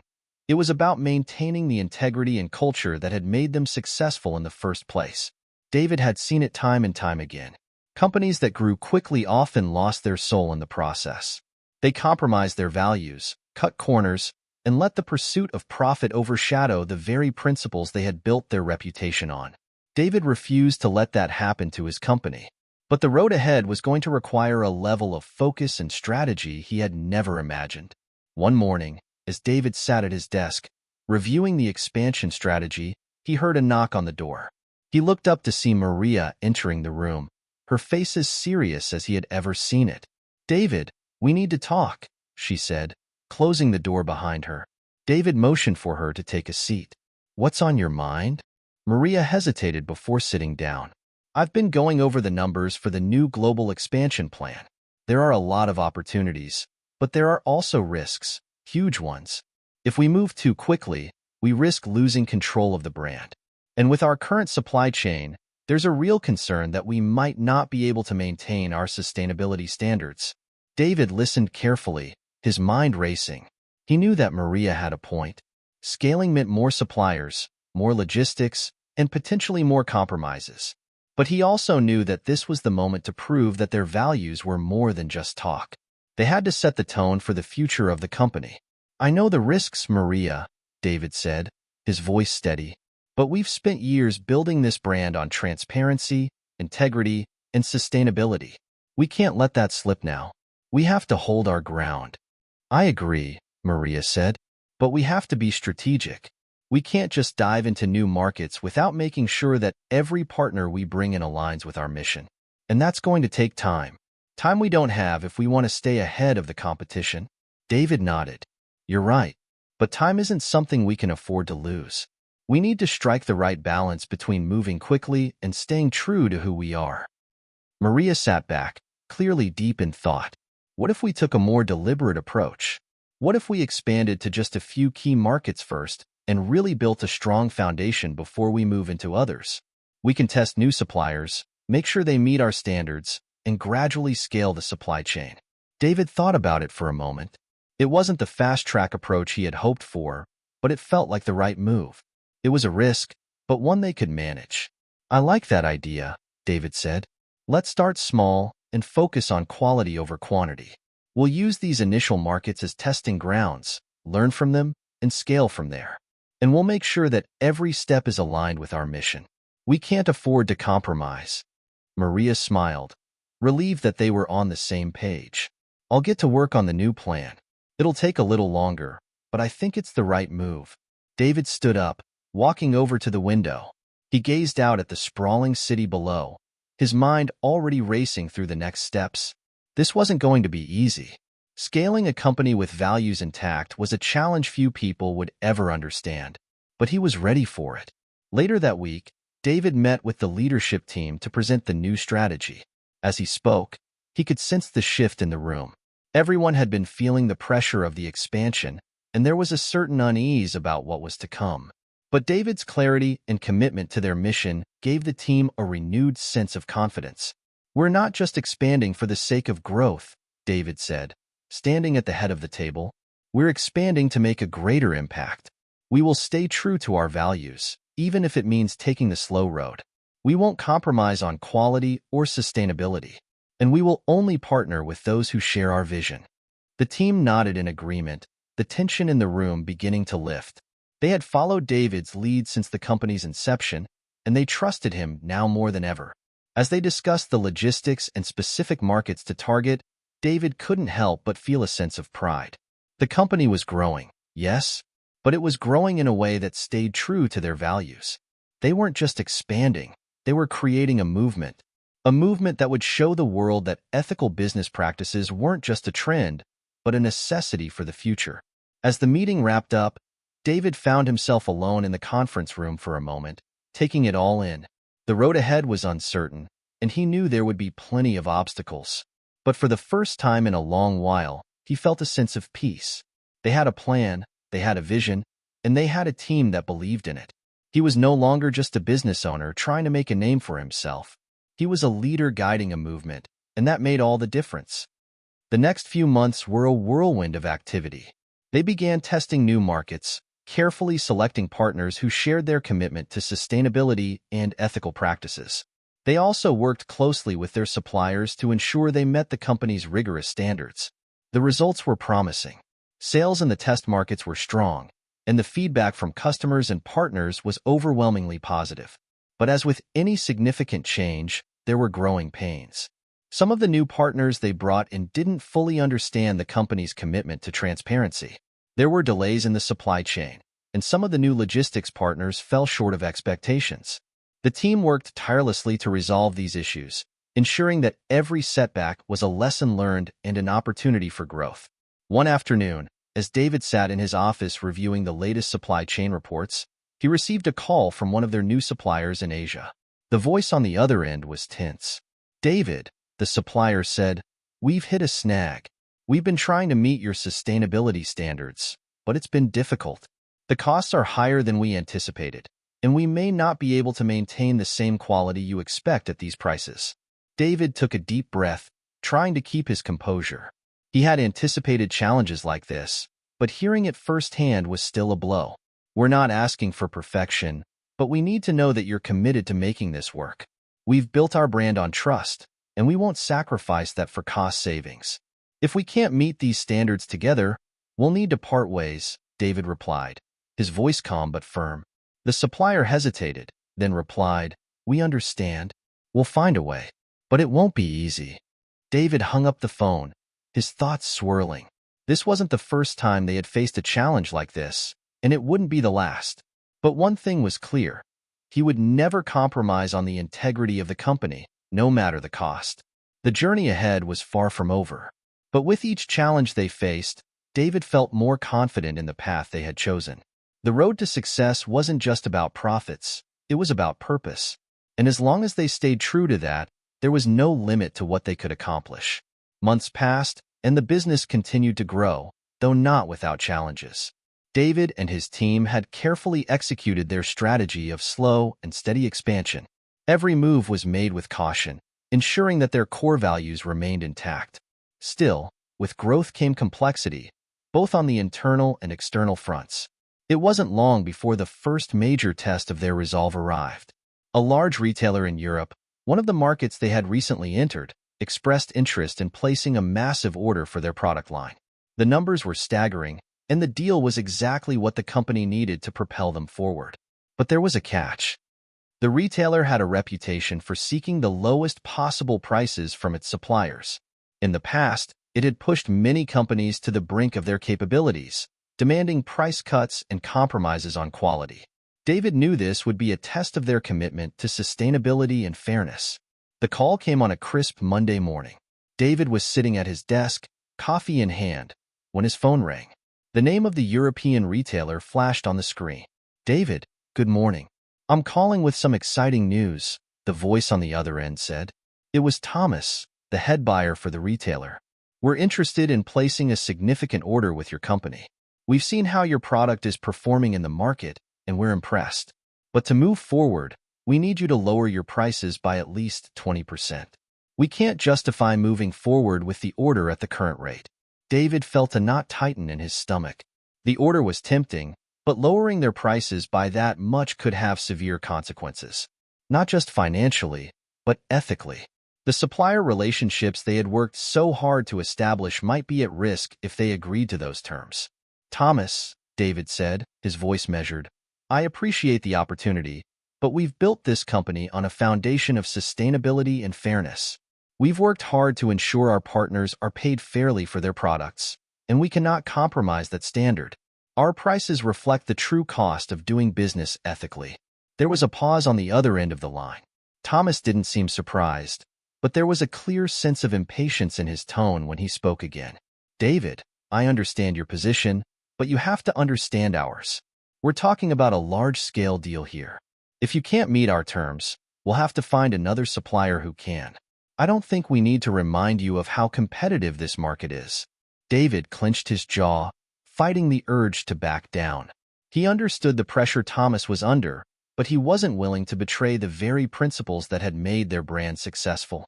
Thomas, I understand the pressure you're facing, and I respect it. But we cannot compromise on our values. Our product quality and the way we treat our partners are non-negotiable. If this deal doesn't work out, then we'll have to pass on it. There was a long silence before Thomas spoke again, his voice more resigned than before. I see. Well, I appreciate your honesty, David. Let's keep the lines open. But I'm afraid we'll need to look elsewhere for now. David hung up the phone and sat back in his chair, the weight of the decision settling over him. The deal had been a significant opportunity, but it wasn't worth compromising their integrity. The cost of success, David realized, wasn't always measured in dollars. It was measured in the choices they made, even when those choices were difficult. Later that day, as David walked through the office, he noticed that Maria was still at her desk, poring over a new report. He stopped by her cubicle and leaned against the edge of her desk. You okay? David asked. Maria looked up, offering a tired smile. Yeah, just wrapping up some reports. That European deal, huh? Tough call, but I think we did the right thing. David nodded. It was the only choice, really. But it's still hard to let it go. That kind of deal could have given us the capital to accelerate our plans. But I don't think it would have been worth it if it meant compromising what we stand for. Maria glanced down at her desk, deep in thought. It's never easy, but we're building something different here, David. Something that doesn't just follow the money. I think that's why people believe in us, and why they're willing to support us. We can't afford to lose that. David smiled. I hope you're right. It's just, sometimes I wonder if we're doing enough. If it's going to be enough to make a real impact. Maria stood up and placed a hand on David's shoulder. You're doing more than enough. We're changing the conversation. It's not just about profits anymore. It's about creating something that matters. And I think we're on the right track. David appreciated her words, but the doubt still lingered. It wasn't that he didn't believe in their mission. It was that every decision came with its own weight. They had chosen to go a different route, one that would take more time, more patience, and at times, more sacrifice. But in the end, it would be worth it. It had to be. Over the next few days, they received more inquiries from other retailers and suppliers, many of them offering similar deals that involved compromising on their pricing or ethics. But David stood firm, rejecting them all. The pressure to conform to industry standards was mounting, but he refused to back down. With each passing day, he grew more certain that their path was the right one.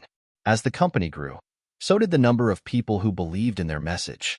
Consumers were increasingly attracted to brands that prioritized sustainability, fairness, and transparency. It wasn't just about the product anymore. It was about the story behind it. David looked at the numbers, the growth projections, the new markets they were entering. It was all happening, slowly, but surely, and it was happening on their terms. As David's company continued to grow, so did the challenges, not just from competitors, but from within the industry itself. More and more brands began to recognize the power of ethical practices and sustainability, and some even started mimicking the business model David had fought so hard to create. What had once been a niche market was quickly becoming a crowded space, and David knew they had to stay ahead of the curve if they wanted to maintain their leadership.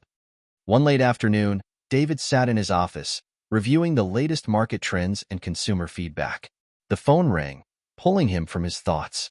He glanced at the screen and saw a name he hadn't expected, Lena Hartfield, CEO of a rival company that had only recently emerged onto the scene. David, I hope I'm not interrupting. Lena's voice came through the phone, smooth and confident, as always. David had met Lena a few times at industry events, but they hadn't crossed paths often. She was smart, ambitious, and known for pushing boundaries. Her company had started out small, but had rapidly gained traction by focusing on sustainability, almost identical to David's model.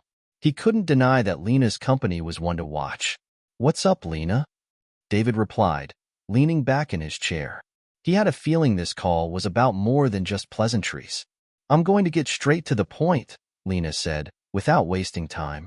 "We've been monitoring your company's progress, and I have to admit, we've been impressed. You've done a great job carving out your place in the market. But I think it's time we talk about how we can collaborate." David's eyebrow lifted. Lena had a reputation for playing hardball, and collaboration didn't seem like her style. "Collaborate? What do you have in mind?" "We're both working towards the same goal, right? Making sustainability the standard in our industry.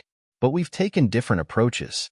While you focus on slow, deliberate growth and maintaining ethical standards, we've been more aggressive, getting into new markets faster and, frankly, negotiating some pretty favorable deals with suppliers that you might find interesting." David felt a twinge of caution. "I'm listening. I think it's time for us to join forces. If we combine our networks, our resources, and our expertise, we could dominate this space. We could become the standard that everyone else is trying to catch up to. I've already spoken with my team about this, and they're on board. So, I'm here to ask, are you interested?" David felt a sudden wave of uncertainty. Lena's offer sounded compelling on the surface, but something didn't sit right with him. He couldn't ignore the differences in their approaches. Her company's rapid expansion might have given them a larger market share, but it came with a different kind of price, one David wasn't willing to pay. "I appreciate the offer, Lena," David replied, carefully choosing his words. "But I think our companies are going in different directions. We've chosen a path of sustainable, ethical growth. We're not in the business of cutting corners or making compromises just to expand quickly. We want to build something that lasts." There was a brief silence on the other end of the line before Lena spoke again, her voice tinged with something that sounded like amusement. "You're still stuck on that? You really believe you can keep growing at this pace and maintain those high standards?" "David, reality doesn't work like that. Sooner or later, you'll have to make some tough choices. If you don't, someone else will pass you by. Believe me, it's already starting to happen." David felt a spark of frustration flare up. He had heard these kinds of remarks before, but never from someone as influential as Lena. She was trying to push his buttons, testing his resolve. "I'll admit, growth is hard," David said, his voice calm but firm. "But I'm not in it just to be the biggest or the fastest. I'm in it to prove that you don't have to compromise your values to be successful. And I'll keep fighting for that, no matter how many competitors show up." Lena's tone shifted again, this time with a touch of respect. "I admire your conviction, David, but mark my words, you'll have to make a choice eventually. This industry moves fast, and those who aren't willing to adapt will be left behind." David wasn't sure whether Lena was giving him a warning or a challenge, but either way, he knew the conversation was over. "I appreciate your time, Lena, but I'm going to pass on the collaboration. I'll stick with our approach. We'll see where it takes us." Lena chuckled softly. "Fair enough. I'm sure we'll meet again soon, David. And when you realize that you're fighting an uphill battle, you'll remember this conversation." With that, the call ended. David stared at the phone in his hand for a moment, the weight of the conversation settling in. Was Lena right? Was he really fighting an uphill battle? The pressure to grow faster and expand into new markets was mounting, and he couldn't ignore that competitors were breathing down his neck. But no matter how hard the road was, David knew he couldn't sacrifice the integrity of his company just to keep up. He turned his chair to face the window, looking out over the city below. The skyline stretched far into the distance, and for a moment, he let himself imagine what it would be like to play the game the way Lena had suggested. To be the biggest, the fastest, the one everyone else was chasing. But then the thought passed, as quickly as it came. He didn't want that. Not really. What he wanted was a business that made a difference, that proved the world could change without sacrificing what mattered most. The next morning, David called Maria into his office. "We've got a new challenge ahead of us," he said. "Lena's company is starting to take notice. They're growing quickly, and they're pushing the envelope when it comes to ethical practices. But I think they're taking shortcuts we're not willing to take." Maria nodded, already sensing where this conversation was going. "What are we going to do about it?" David leaned forward, determination in his eyes. "We're going to double down. We've got the foundation, we've got the right team, and we've got the right mission. The world is waking up to the importance of sustainability, and we need to keep pushing forward. We're not going to let anyone, especially not Lena, tell us how to run our business. We're doing it our way." Maria smiled, feeling the same surge of energy. "Let's do it. Let's prove them wrong." David stood up, ready to face whatever came next. The journey had only just begun, and he wasn't going to let anyone, no matter how big or successful, distract him from what he had set out to accomplish. Weeks passed since David's conversation with Lena, and while her words lingered in his mind, he refused to let them dictate his actions. The tension in the industry was palpable, and it seemed like every day brought new challenges, new decisions to make. Yet, David remained focused on the path he had chosen, one that was grounded in values, integrity, and long-term sustainability. Despite the mounting competition and pressure to grow quickly, there were signs that David's business model was beginning to resonate on a deeper level. Customers increasingly valued transparency, sustainability, and ethical production. As the awareness about the environmental and social impact of businesses grew, so did the demand for brands that were committed to making a positive difference. This only reaffirmed David's belief that the slow and steady approach was the right one. But as their success continued, so did the stakes. One evening, as David sat in his office, scrolling through the latest sales numbers and market reports, his phone buzzed. It was a text from Jake. "We need to talk. Urgent." David frowned, tapping out a quick reply. "What's going on?" "Lena's company just launched a new campaign. They're going after our market hard, making some serious claims about being the most ethical company in the space. We need to respond. Fast." David felt a twinge of frustration. Lena's campaign didn't come as a surprise. In fact, he had been expecting something like this. But it was one thing to compete on price and speed. It was another to claim the moral high ground. He quickly dialed Jake's number, and the phone rang a few times before his business partner picked up. "Jake, what's the deal with this campaign? What are they saying?" "They're claiming that they've taken ethical business practices to the next level. They've started talking about how they are committed to providing 100% transparency in their supply chain, claiming that their sustainability initiatives go beyond anything we've done. They've even got a few influencers on board, talking about how they're leading the charge for change." David was quiet for a moment, his mind racing. He knew Lena's company had the marketing muscle to make a real impact, but he also knew their claims were, at best, overstated. Still, public perception was everything, and if customers started buying into the idea that Lena's company was the real ethical leader, it could be a serious blow. "Have we got any response planned?" David asked, his voice focused. Jake hesitated before replying.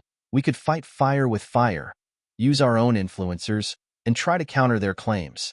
But it's going to be tough to prove that we're the leaders in this space when they've got the resources to really push this narrative." David leaned back in his chair, taking a deep breath. The frustration, the pressure, it was all starting to feel like too much. Yet, despite the tension, one thing was clear. He couldn't let Lena's company define their identity.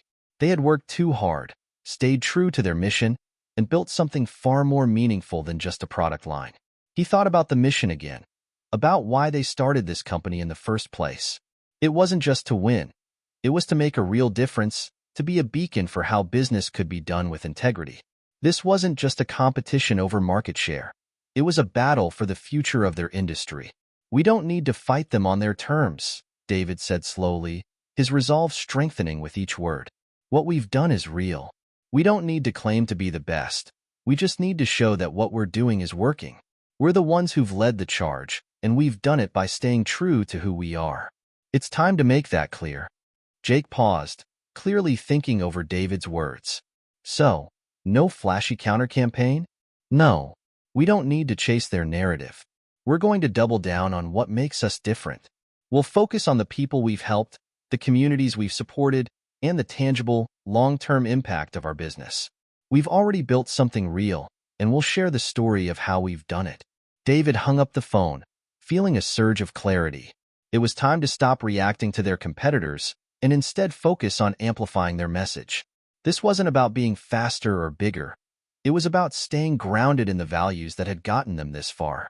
The next few weeks were a flurry of activity as the marketing and communications teams worked tirelessly to reframe the conversation. Rather than attacking Lena's company, they focused on showcasing the tangible impact their company had made. Whether it was through their community outreach, their sustainable sourcing, or the way they had prioritized fair wages for their employees and partners. David and Maria spent hours in front of the camera, filming interviews and talking about the real-life effects of their company's efforts. They talked about the farmer in Colombia whose livelihood had been transformed by fair trade practices. They showcased the new green technologies they were implementing in their production process.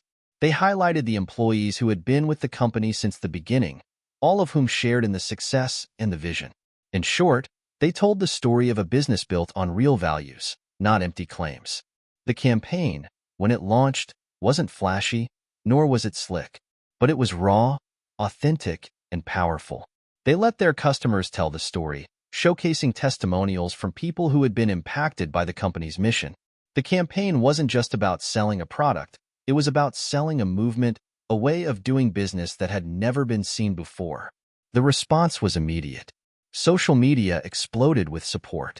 Influencers who had previously supported Lena's brand began to share their own stories about why they had switched to David's company. Customers tweeted, posted, and commented about how they felt empowered by the transparency and integrity David's company represented. The campaign wasn't just effective, it was a movement in itself. Then, something unexpected happened. Lena's company faced a backlash. Customers began questioning the authenticity of their claims, especially after several investigative journalists started digging into their supply chain. It turned out that some of their sustainability initiatives weren't as robust as they had led the public to believe. Their promises about ethical production were found to be more of a marketing tactic than a real, tangible effort. David watched as Lena's campaign began to unravel, piece by piece. What had seemed like a threat just weeks before now appeared to be a house of cards, built on shaky ground. It wasn't that David felt joy at Lena's downfall. He didn't wish ill on any competitor. After all, they were all fighting for the same goal in the end. But the truth was clear. The integrity of their brand, the authenticity of their efforts, and their commitment to long-term, sustainable growth was more important than any quick victory or shortcut to success. And as the dust settled, David knew that the real work was just beginning. It wasn't enough to simply lead in the marketplace. It was about continuing to innovate, to build, and to stay true to the mission. The path ahead was still challenging, but David felt more confident than ever that they were on the right track. The days following the unexpected turn of events with Lena's company were filled with mixed emotions. On one hand, there was a sense of vindication. Their campaign had worked, and the integrity of their approach had been validated in the eyes of their customers. On the other hand, David knew that the battle for the future of their industry wasn't over. If anything, the stakes had just gotten higher. It wasn't just about staying ahead of the competition anymore. It was about continuing to redefine what success looked like in business. David was determined to ensure that their company wasn't just a blip in the industry, but a lasting force for positive change. Yet, despite the surge of optimism, there was an undercurrent of unease. The market was evolving faster than ever. New players were entering the space, and the public's appetite for ethically made products was growing by the day. David knew that while they had built something strong, the challenges were only going to become more complex. Their position in the market was no longer guaranteed. The reality of the situation hit David one evening as he sat in his office, poring over their financials.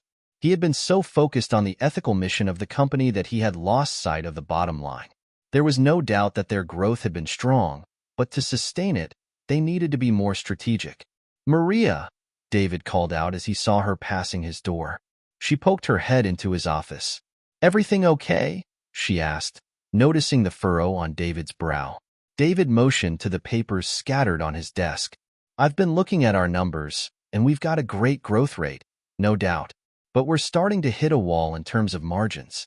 Our commitment to ethical sourcing and sustainability is costing us more, and as much as I hate to admit it, we need to figure out a way to scale without sacrificing what we stand for. Maria walked in and sat across from David. I've been thinking the same thing. We can't keep doing things the same way and expect the results to keep coming. We've got to be more innovative. If we're going to lead, we need to find ways to cut costs without cutting corners. David nodded, understanding the gravity of the situation. They had always prided themselves on their transparency and integrity, but if they couldn't maintain profitability while staying true to their values, they might risk losing the momentum they had worked so hard to build. We can't lose our edge, Maria, David said firmly. This company was built on a belief that businesses can do well while doing good. But doing good costs money. Money we don't have as much of if we're not being more creative. Maria considered this for a moment, her expression thoughtful. What if we looked at it from a different angle? What if we partnered with other ethical brands, businesses that share our vision but might have different strengths? We can pool resources, share costs, and create a collective movement. Together, we could accomplish things that we might not be able to on our own. David's eyes lit up at the idea. You're saying a coalition? A network of like-minded businesses working together for the greater good? Maria smiled. Exactly. We could create something bigger than just our company, something that redefines the business landscape. A coalition of ethical businesses working together to not only create great products, but to influence the industry as a whole. David leaned back in his chair, considering the proposal. It wasn't the traditional approach he had envisioned when he first set out to build the company, but it made sense. If they could pool resources, share research and development, and amplify each other's efforts, they could lower costs and increase their collective influence. They could prove that businesses driven by values didn't have to be small or niche. They could thrive and scale too. But it wasn't a simple decision. Forming a coalition would require compromise, building trust among competitors, and navigating the complexities of shared decision-making. It would also mean taking risks, something David was becoming more familiar with but never more comfortable with. It's risky, David said, his voice quieter. It would require us to trust other companies with our vision. We could lose control, lose focus, or worse. What if someone takes advantage of our trust? Maria nodded. It's true, but think about the alternative. If we don't evolve and adapt to these changes, we risk being overtaken. And if we do nothing, we'll be left behind. David's mind raced. This was a defining moment for the company. It wasn't just about surviving. It was about pushing forward, redefining the industry, and proving that doing the right thing wasn't just possible, but profitable. He realized then that this was the true test of their values. It wasn't enough to simply stand on the sidelines. If they wanted to lead, they had to act. We'll do it, David said decisively. We'll form the coalition, but we'll make sure it's built on the right principles: transparency, shared goals, and mutual respect. We'll set the terms from the start, and we won't let anyone undermine what we've worked so hard to build. Maria smiled, her eyes alight with excitement. I knew you'd say that. David paused, his gaze drifting to the window, where the city sprawled out beneath him, buzzing with energy. This was the beginning of something new. It wasn't just a business decision. It was a movement. They were about to redefine what it meant to do business in the modern world. They would show that growth and sustainability didn't have to be mutually exclusive, that a company could scale, be profitable, and still hold onto its soul. The next few months were filled with meetings, phone calls, and travel as David and Maria began reaching out to other businesses they admired, companies that shared their vision of a better future for the world. Some were hesitant, unsure if they could trust each other.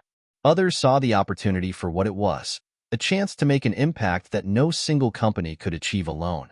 In the end, the coalition took shape. It wasn't easy, and it wasn't fast, but it was worth every moment of effort. They created a platform where businesses could share knowledge, resources, and support, all while maintaining their commitment to ethical practices. Together, they created a shared supply chain, developed new, sustainable technologies, and launched a public campaign that attracted thousands of new customers. The collective impact was undeniable. What had started as a single business with a vision was now part of a movement that was changing the industry, one ethical business at a time. As the coalition grew, so did David's belief that they had found the right path. It wasn't just about their company anymore. It was about something bigger. And for the first time in a long while, David felt a profound sense of peace. The road less traveled wasn't easy, but it was the one that would make all the difference. The journey had been long, and David had seen firsthand the highs and lows of entrepreneurship. Yet, even after building a thriving coalition of ethical companies, the road ahead was not without its challenges. In fact, it felt like they were about to face their biggest test yet. As the coalition grew stronger, so did the competition.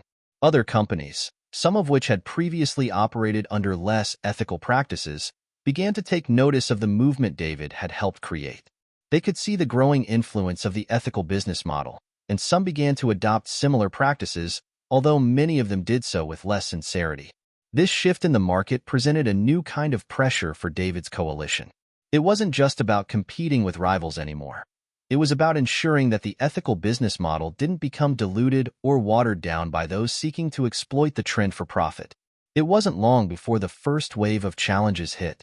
One evening, David received a call from Maria, her voice tense. "David, you need to hear this," she said, urgency in her tone. "I just got off the phone with one of our coalition members. A competitor, one of the bigger companies, is starting to create a greenwashed version of what we're doing. They're claiming they're part of the movement, but they're not doing the work. They're cutting corners and pretending to be part of the coalition, but they're not." David's heart sank. He had feared this moment would come, the moment when the movement they had worked so hard to build would be co-opted by those with less noble intentions. "What's the company?" David asked, his voice steady but anxious. "Global Industries," Maria replied, the name carrying weight in the industry. Global Industries was a multinational corporation that had long been known for its disregard for sustainability and ethical practices. If they were pretending to be part of the ethical business movement, it could set the whole coalition back. David took a deep breath, trying to suppress the rising frustration. "We can't let them hijack this. We've worked too hard to let it get undermined by companies like that." Maria agreed. "The problem is, they have the resources to do this at a much larger scale than we do. They're using the same language, the same messaging, but with none of the commitment to the values that we've built our foundation on. They'll confuse customers, and we'll be the ones left trying to pick up the pieces." David was silent for a moment, deep in thought. This wasn't just a competitive battle. It was an ethical battle. If they allowed companies like Global Industries to tarnish the movement, it could change the perception of what ethical business was all about. "We need to act fast," David said finally, his mind racing. "We need to get ahead of this and make it clear that greenwashing isn't going to fly. We can't just sit back and hope people notice the difference. We need to lead with transparency and make sure that our actions speak louder than their words." Maria's voice took on a sense of determination. "So, what's the plan?" "We go public," David replied, his voice firm. "We don't just respond to their greenwashing. We expose it. We show the world what ethical business truly looks like. We have the proof. We've been doing this for years. It's time we show the world that the difference between us and them isn't just a marketing tactic. It's a fundamental commitment to making the world better." The next few days were filled with planning, calls, and strategy meetings. The coalition had built an impressive platform of ethical businesses, but now they needed to act in unison. David knew that if they wanted to protect the integrity of their movement, they would have to make a bold statement. They worked tirelessly to create a campaign that showcased the real work behind their business model, the sustainable supply chains, the partnerships with local communities, the transparency of their processes. But more importantly, they would expose Global Industries for what they were, a company that used ethical language to mask their lack of genuine commitment.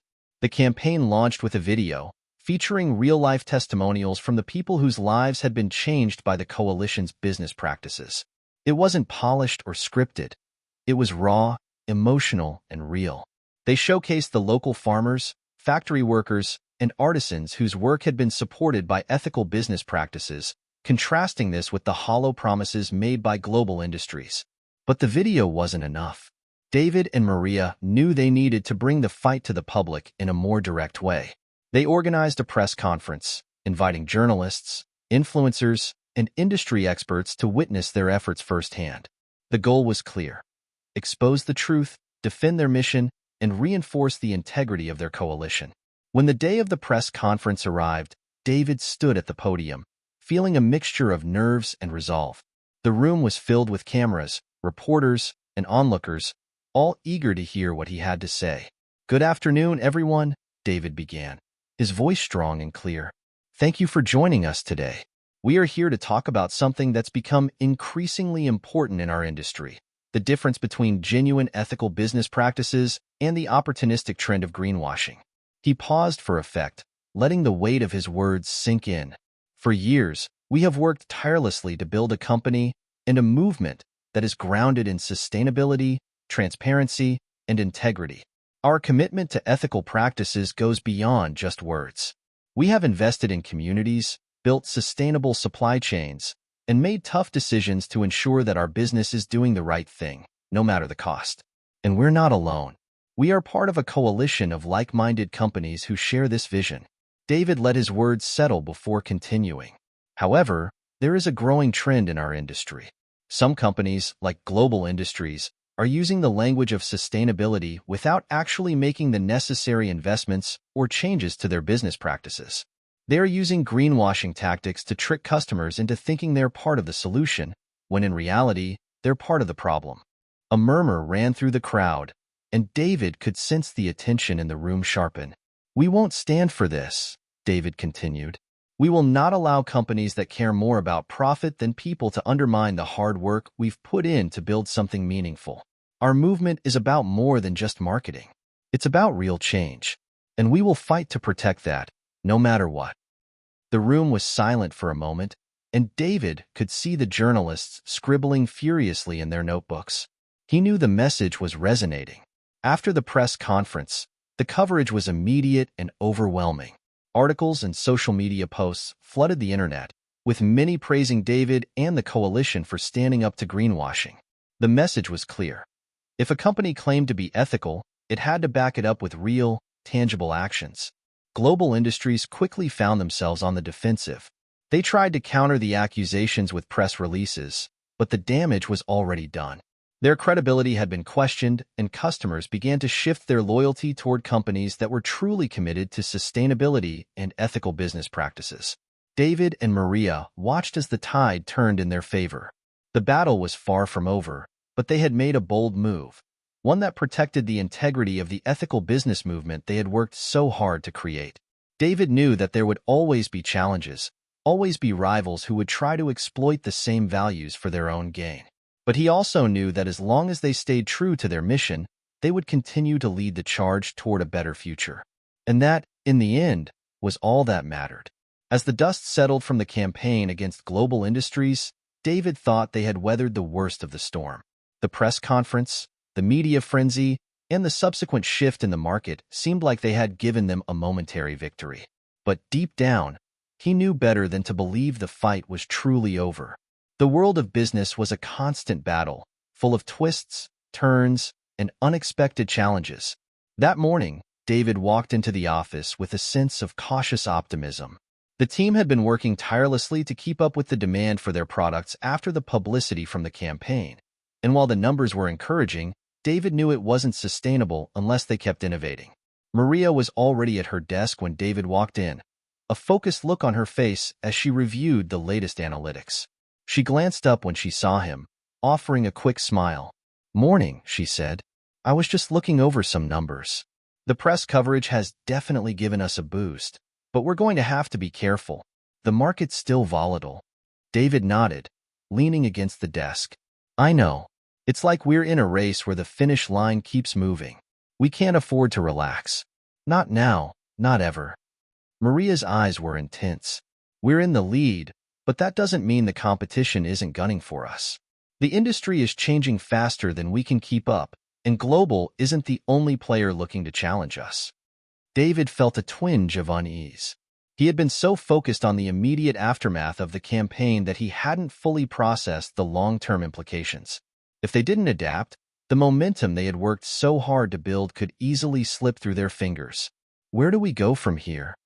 David asked. Maria stood up and moved toward the whiteboard, grabbing a marker. First, we need to focus on innovation. It's not enough to keep doing what we've been doing.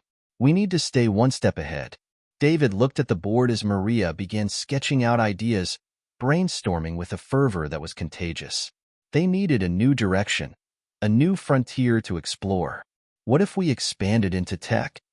David suggested after a moment's thought. We could create sustainable solutions for the tech industry. Think about it. Every electronic device we use has an environmental impact, from the production process to disposal.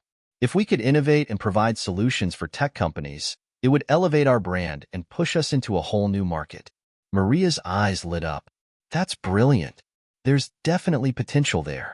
And it aligns with our mission of building sustainable solutions in every corner of business.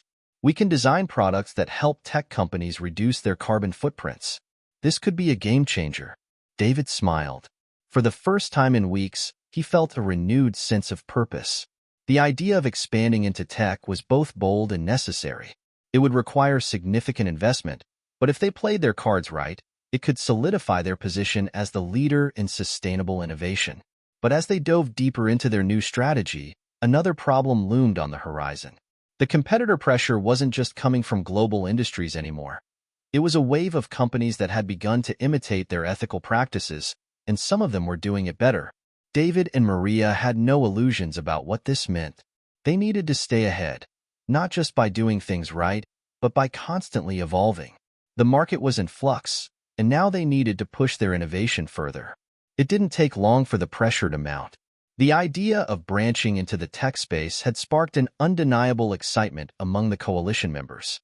There were meetings scheduled, collaborations discussed, and the groundwork for a new initiative was taking shape. But David soon realized that excitement was only part of the equation. Getting there would require sacrifices. David felt the weight of the decisions they were making bearing down on him. Expanding into tech meant massive investment, both in terms of resources and time. They needed to hire new experts, develop new technologies, and forge relationships with major players in the tech industry, all of which meant taking on substantial risk. Maria had been pushing for quick action, and while David agreed with the urgency, he was also cautious. The last thing they needed was to jump into something they weren't fully prepared for. Meanwhile, their competitors were getting more aggressive. Companies that had once been content with simply adopting ethical business practices were now innovating on their own terms. Some were making strides in sustainability with their own cutting-edge technology. Others were investing heavily in renewable energy and eco-friendly packaging. David knew that if they didn't push harder and faster, they could be overtaken. He sat in his office late one evening, watching the city lights twinkle in the distance. It was a clear night, but the weight of uncertainty was heavy on his shoulders. He couldn't afford to be distracted. The future of the coalition, and the ethical movement itself, was at stake. Just as he was about to get lost in his thoughts, his phone buzzed. It was a message from Maria. "We need to talk. Urgent. Come to my office." David's stomach tightened. He knew that tone well. Something was wrong. David walked into Maria's office to find her staring at her laptop, her expression grim. She motioned for him to sit. "What's going on?" David asked, his voice cautious. Maria looked up, her face tense. "It's global. They've launched a new initiative, one that's directly aimed at our tech idea. They've partnered with a massive tech company, and they're calling it the future of sustainable innovation. It's basically everything we plan to do, only on a much bigger scale." David's mind raced. This wasn't just a challenge, it was an all-out war. They had just started talking about expanding into tech, and already Global was stepping in to claim the same territory. "They've done their homework," Maria continued, her voice tinged with frustration. "They've got the resources to outpace us. And worse, they're positioning themselves as the ethical solution, using all the right language, just like we did. If they succeed in this, it could make or break us." David leaned back in his chair, trying to process the information. Global wasn't just a competitor anymore. They were directly trying to usurp everything David had worked for. His heart sank. Was this the beginning of the end? Was their dream of revolutionizing the business world truly possible if they were constantly fighting against giants? David knew one thing for sure. They couldn't back down now. This was the moment that would define the future of the company, and perhaps even the ethical business movement itself. He stood up, determination hardening his features. Then it's time we take things to the next level. We don't just compete, we lead. We have the heart, the soul, and the passion. They might have the resources, but we've got something they'll never have. Maria raised an eyebrow. And what's that? David smiled, a fire igniting in his chest. We've got the truth on our side. Hit subscribe and leave a comment with where you're watching from. What's your take on competition? Should you always play fair? Or do you think it's time to get creative? Let me know your thoughts in the comments below.